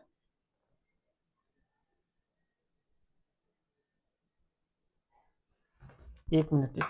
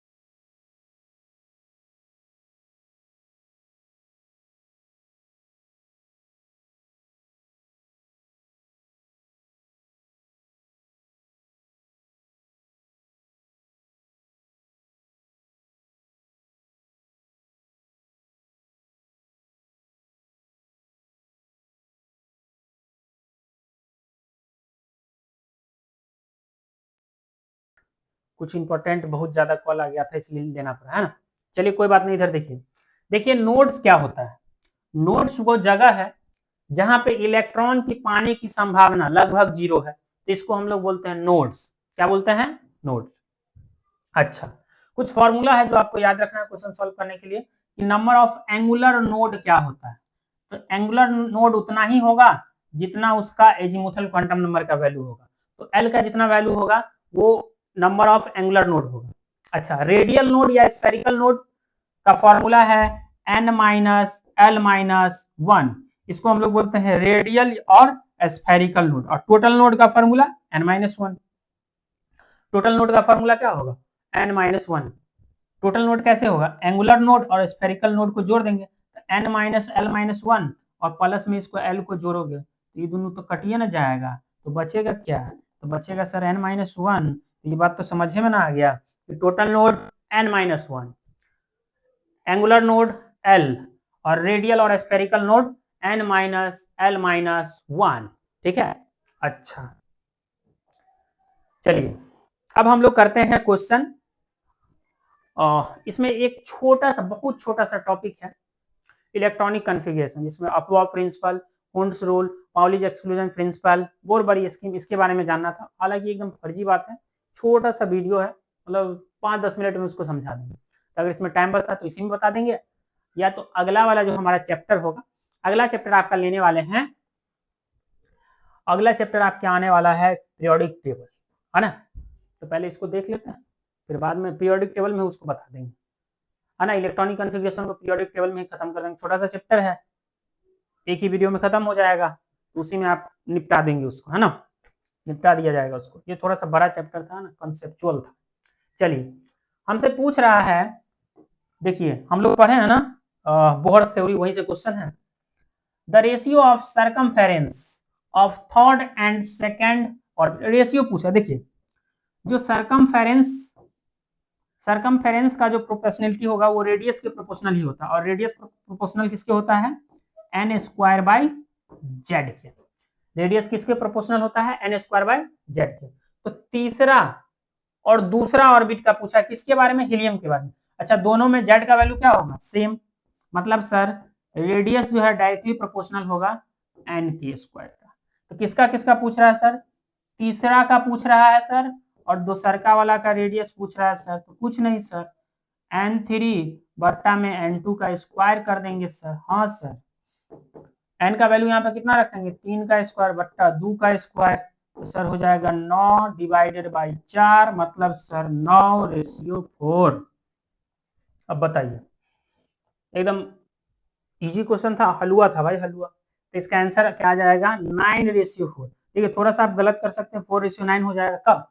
जब हम लोग सेकंड वाला को पहले रखेंगे। तो हमको क्वेश्चन में जो बोला है पहले उसी को ना पहले रखेंगे, कोनो रख देंगे भाई, कोनो कैसे रख देंगे? जौन चीज क्वेश्चन में बोला है उसी को ना पहले रखेंगे, कोनो कैसे रख देंगे? ऐसा थोड़े होता है भाई, हाँ ऐसा नहीं होता है। चलिए नेक्स्ट क्वेश्चन देखिए।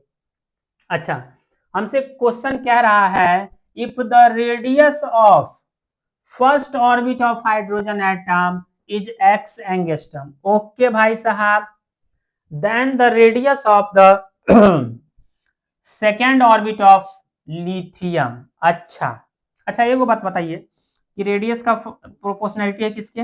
एन स्क्वायर बाई जेड की। और किसका किसका रेडियस के बारे में हमको कह रहा है कि रेडियस ऑफ हाइड्रोजन एटम को कंपेयर करिए किसके साथ? Radius of lithium. Radius of किसके?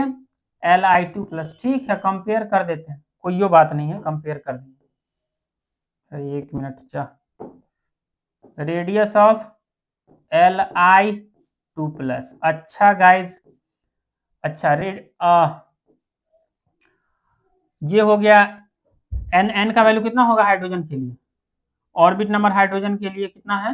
ये फर्स्ट ऑर्बिट के बारे में बोल रहा है, तो 1 का स्क्वायर। और लिथियम का कितना बोला? सेकेंड, तो 2 का स्क्वायर इनटू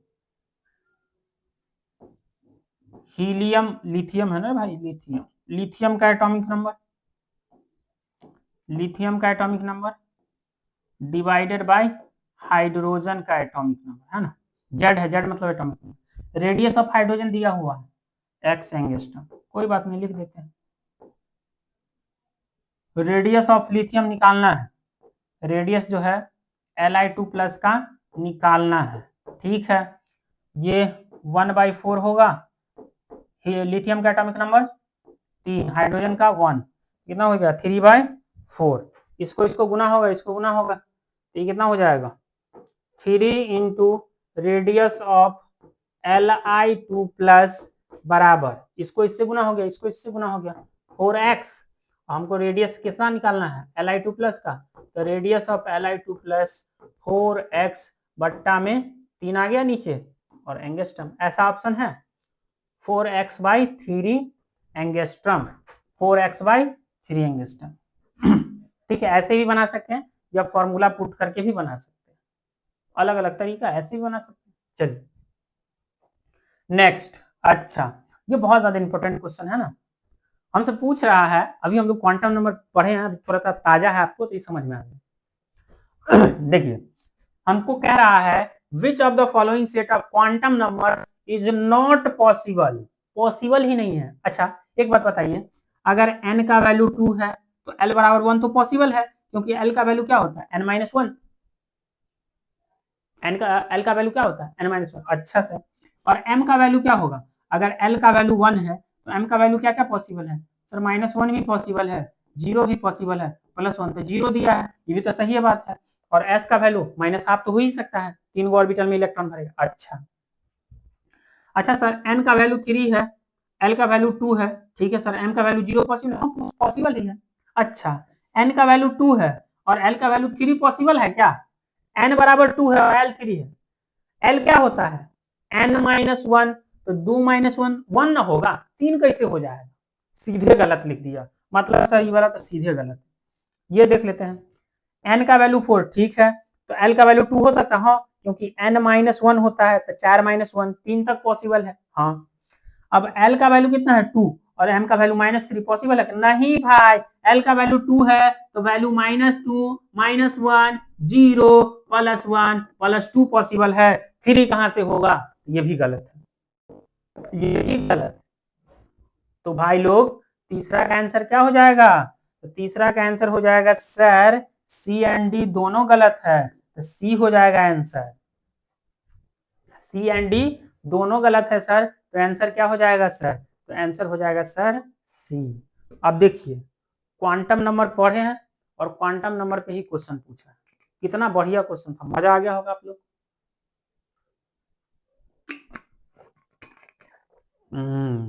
मजा तो आ गया होगा। चलिए अगला क्वेश्चन देखते हैं। अच्छा हमसे कह रहा है 2 electrons occupying the same orbitals, अच्छा भाई साहब, आर डिस्टिंग्विश्ड बाय, अच्छा 2 गो इलेक्ट्रॉन है, कह रहा है एक के गो ऑर्बिटल में है, तो इसको अलग कैसे हम लोग देख सकते हैं या इसको डिफरेंशिएट कैसे कर सकते हैं स्पिन क्वांटम नंबर से। अगर एगो ऑर्बिटल में 2 गो इलेक्ट्रॉन है तो भाई कोई जानता होगा कि एगो सर ऊपर मुहे होगा, एगो नीचा मुहे होगा, ऊपर मुहे जो होगा तो उसका स्पिन क्वांटम नंबर का वैल्यू हो जाएगा आधा, प्लस में आधा, और नीचे मुहे जो है उसका स्पिन क्वांटम नंबर का वैल्यू होगा -आधा, मतलब हाफ, क्या हो जाएगा माइनस में हाफ। तो इसका मतलब क्या हो गया, 2 electrons occupying the same orbitals are distinguished by कौन quantum number, spin quantum number. बताइए ये कोई क्वेश्चन था, एकदम इजी था ना। हाँ नेक्स्ट देखिए, अच्छा कह रहा है in potassium the order of energy level for the 19th electron, कोई बात नहीं इलेक्ट्रॉनिक कॉन्फ़िगरेशन करिए, 1s2 2s2 2p6, हालांकि ऐसा वाला सिखा देंगे, ये कैसे लिखते हैं ये भी भाई सिखाएगा आपका पीरियोडिक टेबल में, तो टेंशन नहीं लेने का, अभी बस पढ़ने का। 1s2 2s2 2p6 3s2 3p6 4s1 और 4s1 हो तो गया 19, हो तो गया गाइस 19, 4 10 12 6 18 19। तो क्या कह रहा है, अच्छा 3p का जो एनर्जी होता है कम होता है, उससे ज्यादा होता है, 4s का, और इससे भी ज्यादा होता है 3d का। तो 4s का कम है, 3d का ज्यादा है, ये हो जाएगा आंसर। तो पांचवा का आंसर क्या? पांचवा का आंसर हो जाएगा दोस्त बी। नेक्स्ट, अच्छा, स्पिन मोमेंटम और इलेक्ट्रॉन, इलेक्ट्रॉन का जो स्पिन एंगुलर मोमेंटम होगा सर ये क्या होगा? ए भाई बच्चा वाला क्वेश्चन है। अभी क्या हो जाएगा, रूट अंडर एस इंटू का S plus one H by two pi. Spin angular momentum होगा तो सीधे फॉर्मूला ही पूछ दिया भाई, बच्चा वाला क्वेश्चन है। 6 का आंसर क्या हो जाएगा? तो छठा का आंसर हो जाएगा गाइस ए। नेक्स्ट, क्वेश्चन नंबर 7 है, हमसे कह रहा है what will be the orbital angular momentum of 3d। अच्छा, ऑर्बिटल एंगुलर मोमेंटम के लिए एल का वैल्यू चाहिए, और 3d है, और डी के लिए एल का वैल्यू कितना होगा सर? 2। अब ऑर्बिटल एंगुलर मोमेंटम निकालिए, तो orbital angular momentum, orbital angular momentum बराबर हो जाएगा क्या? रूट अंडर एल इंटू का L plus one H by two pi. ठीक है। अच्छा, एल का वैल्यू सर जी कितना है? तो 2 है, तो 2 इंटू का 2 plus one H by two pi. अच्छा, 2 को 1 में जोड़ देंगे तो कितना होगा? 4। 3 ना होगा भाई, और 3 दूना 6, तो root 6 H by two pi, root 6 H by two pi. दे दिया भाई आंसर। सातवां का आंसर क्या हो जाएगा गाइस? तो सर सातवां का आंसर हो जाएगा डी। ठीक है, सातवां का आंसर क्या हो जाएगा? डी। आप लोग को भी वाला समझ में आ गया होगा। चलिए नेक्स्ट, अच्छा, हाउ मैनी, देखिए नोड वाला अभी फॉर्मूला देखे थे, how many total nodes are there in 4p। अच्छा, टोटल नोड का फॉर्मूला क्या बताए थे? आप ही बताइए, आप ही बताइए। टोटल नोड का सर फॉर्मूला बताए थे क्या? अच्छा, टोटल नोड का फॉर्मूला आप सीधे बता दिए थे, n-1। n क्या है सर? प्रिंसिपल क्वांटम नंबर, और 4p में प्रिंसिपल क्वांटम नंबर कितना है सर? तो सर प्रिंसिपल क्वांटम नंबर है 4, तो सर सीधे हो गया 4 माइनस 1, सीधे आंसर हो जाएगा 3। सीधे कितना आंसर हो गया? 3। तो आठवां का आंसर क्या हो गया भाई? बी। बहुत क्वेश्चन लाए हैं दोस्त आप लोग के लिए, टेंशन नहीं लेना है ना, बस खाली पढ़िए आप लोग बढ़िया से। नेक्स्ट, अच्छा सर, ये क्वेश्चन हमसे कह रहा है अनसर्टिनिटी इन पोजीशन, अच्छा, is twice the uncertainty in momentum. अच्छा देखिए, ये भाई साहब कह रहे हैं कि डेल्टा एक्स जो है सर, ये दुगुना है अनसर्टिनिटी इन मोमेंटम से। ठीक है, लिख दिए, कोई बात नहीं है। तो डेल्टा एक्स बराबर क्या हो जाएगा? मोमेंटम का फॉर्मूला आपको पता है, वेलोसिटी इंटू का मास। तो क्या ये हो जाएगा?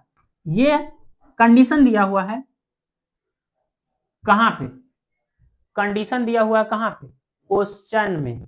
कंडीशन कहां पे दिया हुआ है? क्वेश्चन में। अच्छा सर, और सर जी हम लोग जानते हैं डेल्टा एक्स इंटू का डेल्टा पी बराबर एच बट्टा में 4 पाई। क्या ये हम लोग नहीं जानते हैं? जानते हैं भाई। अच्छा, क्या इस डेल्टा पी को चेंज कर देंगे हम लोग? हाँ सर, चेंज कर सकते हैं। तो क्या इसको ऐसे लिख ले, delta X into delta P को एम इंटू का डेल्टा भी बराबर एच बट्टा में 4 पाई। क्या हो जाएगा? एच बट्टा में 4 पाई। ठीक है भाई साहब। अच्छा, डेल्टा एक्स के बदले क्या लिख सकते हैं सर? 2 डेल्टा भी इंटू का एम, और पहले से क्या है सर? एम इंटू का डेल्टा भी बराबर एच बट्टा में 4 पाई। अच्छा, एम और एम को गुना होगा तो क्या होगा? एम स्क्वायर, तो 2, और डेल्टा भी को डेल्टा भी से गुना होगा, डेल्टा भी स्क्वायर। अच्छा, इस एम स्क्वायर को नीचे ले जा रहे हैं, नीचे, तो ये क्या हो जाएगा? 4 पाई एम स्क्वायर, है ना। तो डेल्टा भी स्क्वायर क्या हो जाएगा? तो ये हो जाएगा सर रूट अंडर एच बट्टा में 4 पाई एम स्क्वायर। तो सर आंसर क्या निकलेगा, 4 पाई में से 2 पाई तो बाहर हो जाएगा, सॉरी ये 4 में से 2 बाहर हो जाएगा, 2m, तो ये क्या हो जाएगा सर 1 बट्टा में 2m और root under h by pi. अब बताइए कितना एकदम डेंजरस आंसर आया, 1/2m रूट के अंडर h बट्टा में पाई। चलिए भाई साहब, नौमा का जो आंसर होगा वो क्या हो जाएगा, तो सर नौमा का जो क्वेश्चन है इसका आंसर हो जाएगा बी। ठीक है गाइज, तो गाइज आगे देखिए क्या क्वेश्चन है। कह रहा है uncertainty in position of a 0.25 gram particle is 10 का पावर -5। अच्छा सर, कह रहा है कि डेल्टा एक्स अनसर्टेनिटी इन पोजीशन कितना है 10 टू द पावर -5। ठीक है, अच्छा मास जो है यहाँ पे दिया हुआ है ग्राम में 0.25 ग्राम है, तो इसको सीधे केजी में बदल लेंगे तो मास हो जाएगा सर 0.25 इंटू 10 का पावर -3 केजी। केजी में बदलने के लिए 1000 से डिवाइड करेंगे ना, तो फिर 0 को ऊपर में ले जाएंगे, 10 का पावर -3 हो जाएगा। हमसे पूछ रहा है कि अनसर्टेनिटी इन वेलोसिटी कितना होगा, तो देखिए ध्यान से एकदम इजी है। अब ये फॉर्मूला देखें आप लोग, delta X into M into delta V बराबर h बट्टा में 4 पाई। इसका वैल्यू चाहिए तो सब को नीचा में ले जाएंगे, सब को, डेल्टा भी बराबर h बट्टा में 4 पाई इंटू का डेल्टा x इंटू का m, और h का वैल्यू आपको बचपन से पता है, h का वैल्यू आपको बचपन से पता है कितना होता है बताइए।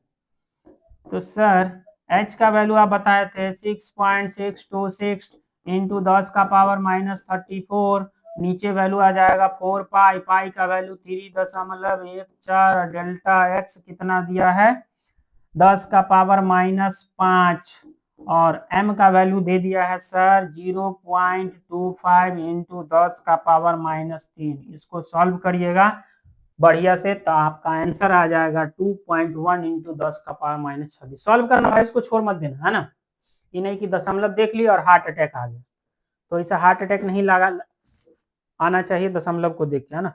क्वेश्चन प्रॉपर जो है बढ़िया से एकदम सॉल्व करिए, सॉल्व। ठीक है, चलिए नेक्स्ट क्वेश्चन देखते हैं, क्वेश्चन नंबर 11। ये भी बढ़िया क्वेश्चन है, ध्यान से देखिएगा।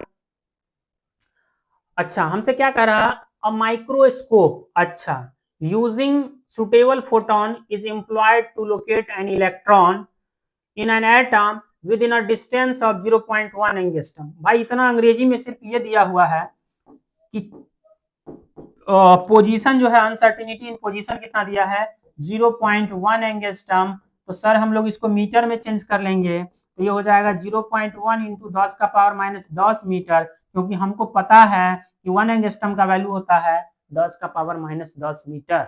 अच्छा इसको भी दशमलव में ले लेंगे तो नीचे जाएगा 0, फिर इसको ऊपर ले जाएंगे तो ये हो जाएगा 10 का पावर -11 मीटर। अब फॉर्मूला लिख दीजिए, हमसे पूछ क्या रहा है, what is the uncertainty involve in the measurement of its velocity. अच्छा हमसे पूछ रहा है डेल्टा भी, तो डेल्टा भी क्या होगा h बट्टा 4 पाई m इंटू का डेल्टा x, फिर से वही बात, सब का वैल्यू लिख दीजिए। इस बार मास इलेक्ट्रॉन का पूछ रहा है तो इलेक्ट्रॉन का मास रखेंगे, है ना।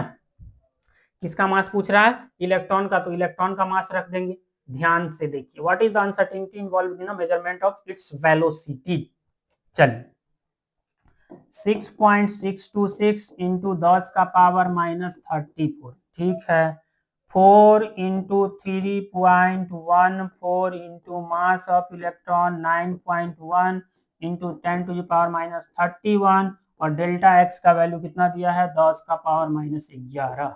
इसको बढ़िया से सॉल्व करिए और आपका आंसर आएगा 5.79 into 10 to the power 6 metre पर सेकेंड। ठीक है, अब इसको सॉल्व आप ही लोग ना करिएगा भाई, बिट्टो का फर्जी में टाइम लगेगा दोस्त। अच्छा हाँ नेक्स्ट क्वेश्चन कह रहा है हमसे, क्या कह रहा है, अच्छा if wavelength is equal to distance travel by the electron in 1 second. अच्छा वेव लेंथ जो है वेलोसिटी के बराबर है, वेवलेंथ किसके बराबर है? वेलोसिटी के। अच्छा, और वेवलेंथ के फॉर्मूला हम लोग जानते हैं एच बाई क्या होता है? तो सर वेवलेंथ का फॉर्मूला होता है एच बट्टा में पी, या एम भी लिख सकते हैं। एच बट्टा में क्या लिख सकते हैं? एम भी। ठीक है, एच बट्टा में हम लोग क्या लिख सकते हैं? एम भी। एक मिनट रुक जाइए, एच बट्टा में हम लोग क्या लिख सकते हैं? एम भी। ठीक, इसको लिख लीजिए लेमडा इंटू का भी बराबर एच बट्टा में एम। और लेमडा किसके बराबर है सर? वेलोसिटी के। तो velocity into velocity divided by H by M. तो ये क्या हो जाएगा सर? तो ये भी को भी से मल्टीप्लाई कर देंगे तो कोई ये बोल देगा भी स्क्वायर होगा, ये हो जाएगा एच बाई एम। तो भी बराबर हो जाएगा रूट के अंडर एच बट्टा में एम। ऐसा वाला आंसर है, रूट के अंडर एच बट्टा में एम। तो भाई 12 का आंसर क्या हो गया? डी। नेक्स्ट क्वेश्चन देखते हैं भाई, क्वेश्चन नंबर 13। अच्छा सर, ये क्या कह रहा है? ध्यान से देखिए। An electron is moving with a kinetic energy this. अच्छा, इलेक्ट्रॉन का काइनेटिक एनर्जी दिया है कितना? 4.55 इंटू का 10 का पावर -25 जूल। ठीक है, लिख दिए। और हमसे पूछ दिया है what will be de Broglie wavelength for this electron. Easy है भाई, लैम्डा बराबर सीधे फॉर्मूला बिठा देंगे H root under 2m into kinetic energy. Electron का मास रखेंगे यहाँ पे क्योंकि इलेक्ट्रॉन के बारे में पूछा है। अच्छा सर, तो लैम्डा बराबर हो जाएगा 6.626 into 10⁻⁻34 divided by root under 2 into का मास ऑफ इलेक्ट्रॉन 9.1 इंटू 10 का पावर -31। और काइनेटिक एनर्जी कितना दिया है सर जी? 4.55 इंटू 10 का पावर -25 जूल। ठीक है। अच्छा, 4.5 का मतलब 4.5 को 2 से मल्टीप्लाई करेंगे तो लगभग कितना हो जाएगा? 9.1। अब देखिए भाई, तो लैम्डा बराबर हो जाएगा 6.626 इंटू 10 का पावर -34 और बट्टा में हो जाएगा 4.5 गुने 2, मतलब हो गया सर 9.1 और फिर से 9.1। अच्छा, 31 और 25 कितना हो गया? 30 20 50 6 56, तो 10 का पावर -56। अच्छा, 9.1 में से 9.1 बाहर हो जाएगा, तो लैम्डा बराबर हो जाएगा 6.626 इंटू 10⁻⁻34। अच्छा, ये एगो बाहर हो गया 9.1 इंटू और 10 के पावर -56 स्क्वायर रूट के अंदर है, तो ये कितना हो जाएगा? 10 का पावर -28। ठीक है, तो लैम्डा बराबर हो जाएगा सर इसको अगर 6 और 9 माने 3 दूना 6 और 3 तिया 9, मतलब 2/3। और ये 28 को ऊपर में ले जाएंगे तो 10 का पावर -34 और 10 का पावर 28 प्लस में। ठीक है, तो 6 बचा, तो लैम्डा बराबर 2/3 इंटू 10 का पावर -6। तो इसको कट कर देंगे तो लगभग आ जाएगा हमारा आंसर 7.28 इंटू 10 का पावर -7 मीटर। बताइए, इसका कैलकुलेशन जो है थोड़ा सा लंबा था, तो कोई बात नहीं, कैलकुलेशन करना है भाई, लंबा रहे तो कुछ हो रहा है। Next, in hydrogen atom if x is the radius of the first Bohr orbit. अच्छा, हाइड्रोजन एटम में x क्या है?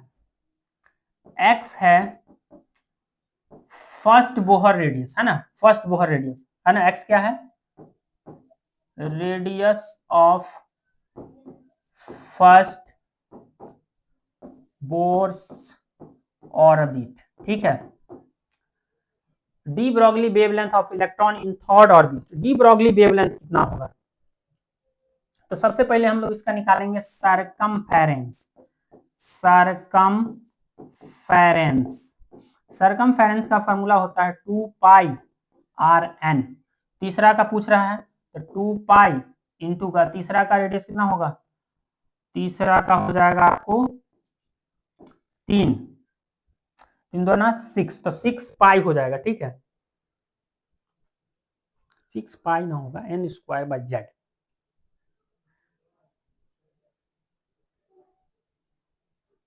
टू पाई आर एन तो 6 पाई,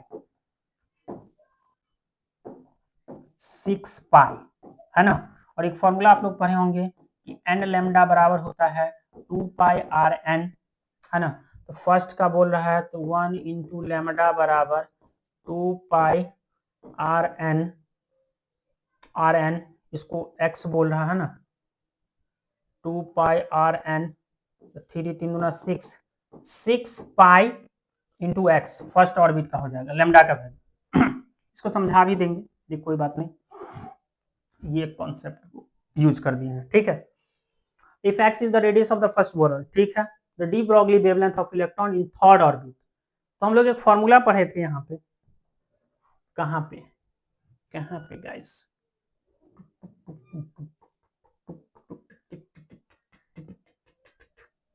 तो बोलिएगा कि मास्टर बताया नहीं, सीधे आगे बढ़ गया। बताता हूँ गाइस।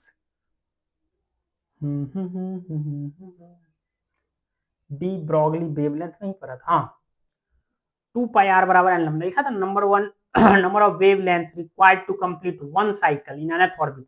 तो 2 पाई आर आर एन, 3 का बोला था तो 6 पाई हो गया, और फर्स्ट का हमको पता है।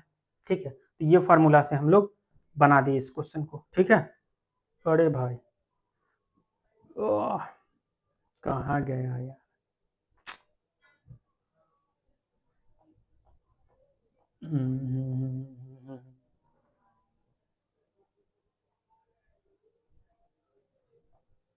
बोर्डे पगला जाता है भाई, क्या करें हम, बोर्ड ही पगला गया। हाँ, नेक्स्ट है जीमैन इफेक्ट। देखिए जीमैन इफेक्ट जो है, Zeeman effect is due to, तो जीमैन इफेक्ट हम लोग पढ़े थे मैग्नेटिक फील्ड में होता है, तो splitting of the lines in an emission spectrum in a magnetic field, magnetic field में होता है। ठीक है, next splitting of spectral lines when atoms are subjected to, तो splitting of spectral line electric field में होता है, तो उसको हम लोग बोलते हैं स्टार्क इफेक्ट। क्या बोलते हैं, Stark effect. Next minimum de Broglie wavelength associated with, तो लैम्डा क्या है, इनवर्सली प्रोपोर्शनल होता है h बट्टा mv का, तो मास से यहाँ पे देखना है, तो लैम्डा इनवर्सली प्रोपोर्शनल है मास का, तो जिसका मास ज्यादा होगा उसका वेवलेंथ कम होगा। इलेक्ट्रॉन का मास बहुत ही कम है, 9.1 इंटू 10 का पावर माइनस 31, तो इसका वेवलेंथ बहुत ज्यादा होगा, इलेक्ट्रॉन का वेवलेंथ बहुत ज्यादा होगा, है ना। लेकिन हमसे कम पूछा है। प्रोटॉन का मास कितना है, तो सर प्रोटॉन का मास है 1.67 इंटू 10 का पावर माइनस 27 kg, कितना है 1.67 10 का पावर माइनस 27 kg, तो मास इसका भी ज्यादा है तो वेवलेंथ ज्यादा हो जाएगा। अब ये दोनों बच गया, तो CO2 का मास कितना है 44 ग्राम, इसका कितना होगा SO2 का, तो सल्फर का 32 और 32, सल्फर का 32 और ऑक्सीजन का एगो का 16, दूगो का 32, 64 ग्राम, तो इसका मास सबसे ज्यादा है, इसलिए इसका वेवलेंथ बहुत ही कम होगा, है ना, क्योंकि इसका रिलेशन क्या है, वेवलेंथ का इनवर्सली प्रोपोर्शनल होता है मास का। अब इलेक्ट्रॉन का मास इतना कम होता है कि वेवलेंथ उसका बहुत ही ज्यादा होगा, प्रोटॉन का मास भी इतना कम है कि वेवलेंथ ज्यादा होगा। फिर तो इसका मतलब यह है कि वेवलेंथ उसका कम होगा जिसका मास ज्यादा है।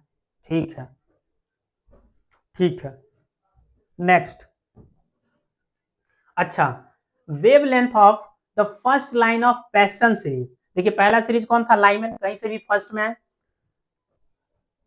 देखिए पैसन सीरीज का फर्स्ट लाइन क्या है, देखिए आपको बता ही देते, first line of passion series कहाँ गया भाई, स्पेक्ट्रम वाला, भाई बोर्ड ना पगला गया है भाई, गरम हो गया है।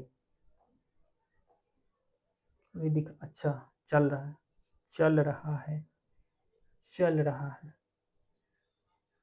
स्पेक्ट्रम आ जाओ भाई, स्पेक्ट्रम, स्पेक्ट्रम, स्पेक्ट्रम। अच्छा आ गया, देखिए पैशन सीरीज हमसे पूछा है फर्स्ट लाइन, तो इसका फर्स्ट लाइन कौन होगा सर? तो जब सर चौथा से तीसरा में आएगा, यही हो गया फर्स्ट लाइन। लाइनर वाला का तो बता दिए थे ना। तो पैशन का फर्स्ट लाइन कौन है? पैशन का फर्स्ट लाइन जब ये 4 से 3 में आएगा तो हो गया फर्स्ट लाइन। तो चलिए अब देखते हैं क्वेश्चन, चलिए अब हम लोग देखते हैं क्वेश्चन, क्वेश्चन, क्वेश्चन कहाँ भाई, ये कहां से आएगा? जब सर 4 से 3 में आएगा तो इसको हम लोग बोलेंगे first line of passion series, passion series, first line of passion series.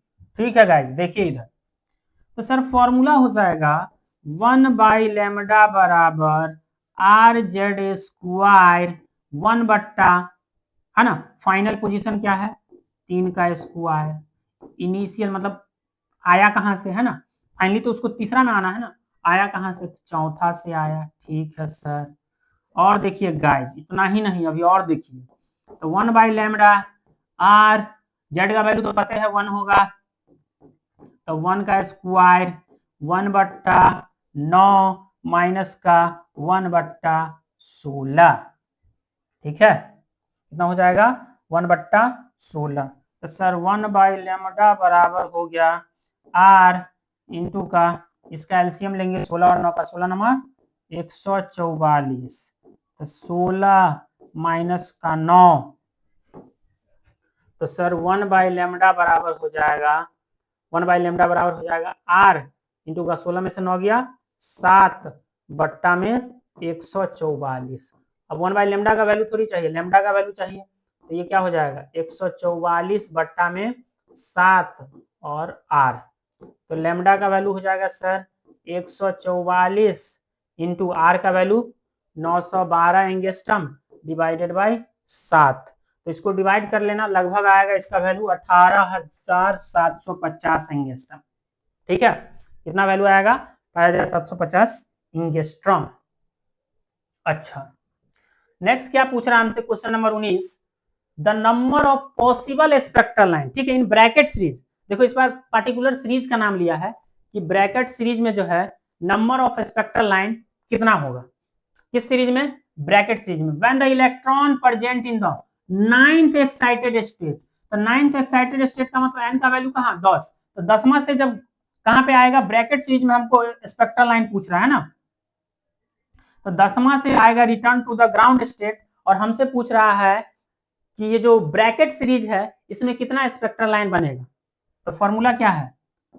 Number of spectral line in particular series, in particular series, number of spectral line in particular series का फॉर्मूला क्या है? N2 माइनस N1 किस series से belong कर रहा है? तो ये आ कहां से रहा है? 10वां वाला से, और ब्रैकेट सीरीज पहला वाला लाइमन, दूसरा वाला बामर, तीसरा वाला पैशन, चौथा वाला ब्रैकेट, तो इसका सीरीज लिमिट कौन है? 4, तो 10 में से 4 गया सर 6, तो हमारा आंसर हो जाएगा 6। ठीक है, नेक्स्ट क्वेश्चन देखिएगा। अच्छा, कह रहा है in hydrogen spectrum the series of lines appearing in ultraviolet region, तो लाइमन सीरीज अल्ट्रावायलेट रीजन में लाई करता है, इसमें कोई पूछने वाला बात है? 20 का आंसर सीधे हो जाएगा ये।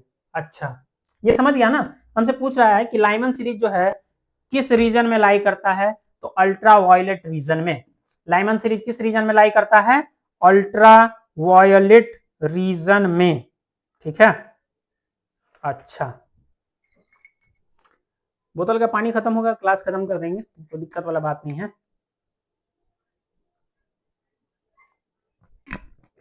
बच गया, थोड़ा टाइम लगेगा और का, हो सकता है और भी क्वेश्चन होगा भाई, देख लो।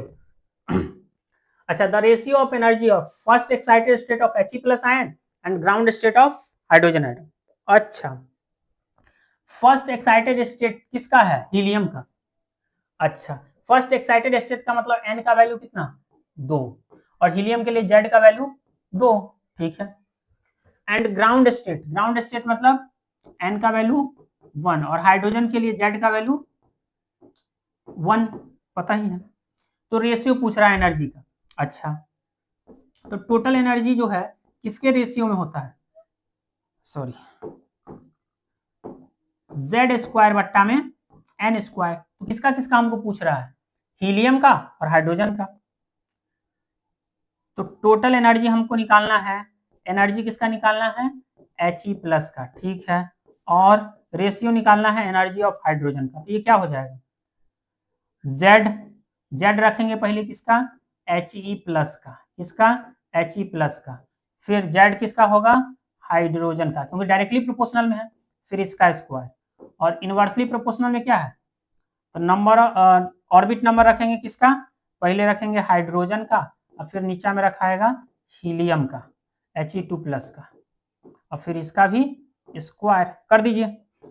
हीलियम का एटॉमिक नंबर 2, हाइड्रोजन का 1, इंटू का हाइड्रोजन का एटॉमिक नंबर 1 और हीलियम का कितना बोल रहा है, फर्स्ट एक्साइटेड स्टेट मतलब 2, तो इसका स्क्वायर, इसका स्क्वायर, तो भाई 4/1 इंटू 1/4, मतलब सीधे 1:1 नहीं आ रहा है, 1:1। तो हमारा 21 का आंसर क्या हो जाएगा, ए। 21 का आंसर क्या आ गया, ए, 1:1। ठीक है। Next, calculate the radius of third excited state of Li2 plus. Third excited state किसका, Li। थर्ड एक्साइटेड स्टेट का मतलब n का वैल्यू 4 और लिथियम के लिए z का वैल्यू 3 और रेडियस का फॉर्मूला 0.529 है ना, इंटू का n स्क्वायर, यही फॉर्मूला होता है ना n स्क्वायर बाई जेड। भाई ये फॉर्मूला भी तो पता रहना चाहिए, n स्क्वायर बाई जेड। तो रेडियस बराबर 0.529, n का वैल्यू 4, 4 चौका 16 और z का वैल्यू 3, तो r का वैल्यू कितना हो गया, 3 चौका 12, 3 पंचे 15, लगभग 5 से ज्यादा होगा, मतलब 5 नंबर 45, 5 दूना 10, 4 14, 25 25, 1 26, 26 2.6 से ज्यादा होगा, 2.6 से ज्यादा कितना 2.82 एंगस्ट्रॉम। इसका एग्जैक्ट अगर 3 से काटिएगा तो इसका वैल्यू कितना आएगा 2.82 एंगस्ट्रॉम। तो थोड़ा सा अप्रोक्स लेकर के सॉल्व कीजिए, ठीक है। 22 नेक्स्ट है question number 23, calculate the radius rate. अच्छा, रेडियस रेशियो किसका पूछा है, सेकेंड एक्साइटेड स्टेट मतलब n का वैल्यू 3 किसका है, हाइड्रोजन का, and first excited state of Li2 plus. तो यहाँ पे n का वैल्यू कितना है 2 और यहाँ पे z का वैल्यू कितना है, तो z का वैल्यू है सर यहाँ पे 3। तो रेडियस जो होता है, रेडियस किसका किसका पूछा है, हाइड्रोजन का। अच्छा, और किसका पूछा है रेशियो में, लिथियम का Li2 प्लस का, ठीक है। तो रेडियस डायरेक्टली प्रोपोर्शनल है किसके, तो रेडियस डायरेक्टली प्रोपोर्शनल होता है n स्क्वायर की डिवाइडेड बाय z। तो n का वैल्यू पहले में कितना है 3, दूसरा वाला में कितना है, दूसरा वाला में 2, तो इसका स्क्वायर इंटू Z2 मतलब पहले हाइड्रोजन लिथियम का एटॉमिक नंबर 3 और हाइड्रोजन का 1, तो ये 3 3 9 बट्टा में 4 इंटू का 3 बट्टा में 1, तो 9 बट्टा 4, तो 9 3 27 डिवाइडेड बाय 4, तो 27 रेशियो 4। तो 23 का आंसर हो जाएगा बी, है ना। Next, if the total energy of an electron, अच्छा टोटल एनर्जी कितना है 0.54 इलेक्ट्रॉन वोल्ट। तो हमसे पूछ रहा है हाइड्रोजन एटम का, then find out potential energy. तो पोटेंशियल एनर्जी क्या होता है, दुगुना होता है टोटल एनर्जी का। पोटेंशियल एनर्जी क्या होता है, दुगुना होता है टोटल एनर्जी का। तो 2 इंटू 0.54, तो 54 दूना 108, तो 1.08। लेकिन पोटेंशियल एनर्जी का वैल्यू किसमें होता है, निगेटिव में, तो निगेटिव में हो जाएगा ये 1.08, ठीक है। निगेटिव में कितना हो जाएगा 1.08। अच्छा, the energy needed to excite a hydrogen atom from ground state to third excited state. Ground state से कहा थर्ड एक्साइटेड स्टेट में। देखिए हाइड्रोजन का ये है ग्राउंड स्टेट, n बराबर 1, ये है n बराबर 2, ये है n बराबर 3 और ये है n बराबर 4।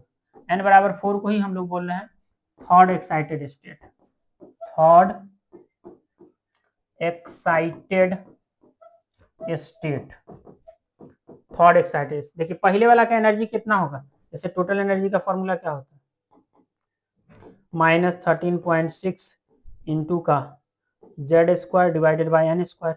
तो पहला वाला में हाइड्रोजन के लिए तो जेड का वैल्यू 1 ही होगा, तो एन स्क्वायर कितना होगा, 1 का स्क्वायर, तो इसका वैल्यू कितना होगा 13.6 इलेक्ट्रॉन वोल्ट।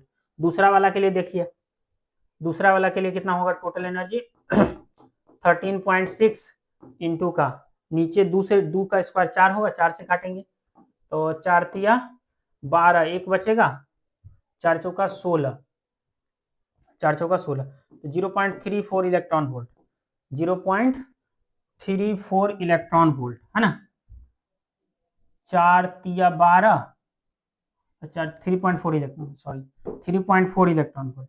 दूसरे वाला का एनर्जी कितना है 3.4 इलेक्ट्रॉन वोल्ट। तीसरे का देख लेते हैं, तीसरे वाला में कितना होगा, अगर एन का वैल्यू 3 होगा तो टोटल एनर्जी कितना होगा -13.6 डिवाइडेड 3 का स्क्वायर 9, 9 से काटेंगे तो 9 का 9, 13 में से 9 गया 4, 9 25 45, 1.51, तो ये हो जाएगा 1.51 इलेक्ट्रॉन वोल्ट। और चौथा वाला के लिए देखेंगे तो 13.6, 4 का स्क्वायर 16 और 0.85, इसका आएगा निकालोगे 0.85। तो हमसे क्वेश्चन क्या पूछ रहा है, सबका एनर्जी कैलकुलेट कर दिया। हमसे क्वेश्चन कह रहा है कि ग्राउंड स्टेट से यहां से लेकर के जाना है चौथा वाला में, तो कितना एनर्जी देना पड़ेगा। तो पहले एनर्जी कितना है 13.6 और यहाँ पे एनर्जी कितना है 0.85, 10 में से 5 गया 5, ये 7 में से 8 गया 1, और ये कितना हो जाएगा 2, ये कितना हो गया 2, तो 12.1 के आसपास आएगा आंसर। और ये अप्रॉक्स वैल्यू है, जो फॉर्मूला हम लोग निकालते हैं अप्रॉक्स वाला है, इसलिए हमारा आंसर क्या आ जाएगा 12.1 इलेक्ट्रॉन वोल्ट। ठीक है, एग्जैक्ट आंसर यही होगा। सबका निकाल दिए भाई, यहाँ से ऊपर जाने के लिए कितना होगा, यहाँ वाला घटा देंगे, यहाँ में से उतना ही एनर्जी देंगे तो ये ऊपर चला जाएगा थर्ड एक्साइटेड स्टेट में। ठीक है, तो चलिए स्ट्रक्चर ऑफ एटम खत्म हो गया और आप लोग को काफी मजा आया होगा। कोई ऐसा कॉन्सेप्ट है जो आपको नहीं समझ में आया इस लेक्चर में, तो उसको कमेंट करिए और बढ़िया से इस चैप्टर को तैयार कर लीजिए, क्योंकि जितना क्वेश्चन बताए हैं और जितना कॉन्सेप्ट बताए हैं क्वेश्चन यहीं से आने वाला है ना। तो आपको थोड़ा सा भी टेंशन नहीं लेना है, कोई बुक रखिए है ना, तो कोई भी रेफरेंस बुक रख सकते हैं, मैसेज करिएगा तो हम बुक भी बता देंगे कौन सा बुक लेना है केमिस्ट्री के ऑब्जेक्टिव को सॉल्व करने के लिए। ठीक है, और इसी तरीके से लगातार आप 2 से 3 महीने मेहनत करिएगा तो आपका बीसीसी में अच्छा रैंक आएगा और अच्छा कॉलेज भी मिलेगा, है ना, आपका मनपसंद का कॉलेज जो है आपको मिल सकता है। ठीक है, तो चलिए हम लोग मिलते हैं नेक्स्ट क्लास में एक नए चैप्टर के साथ। ठीक है, तो आप लोग इसी तरीके से एकदम अपने अंदर एनर्जी को मेंटेन करे रखिए और मिलते हैं नए क्लास में, तब तक आप लोग चिल मारिए।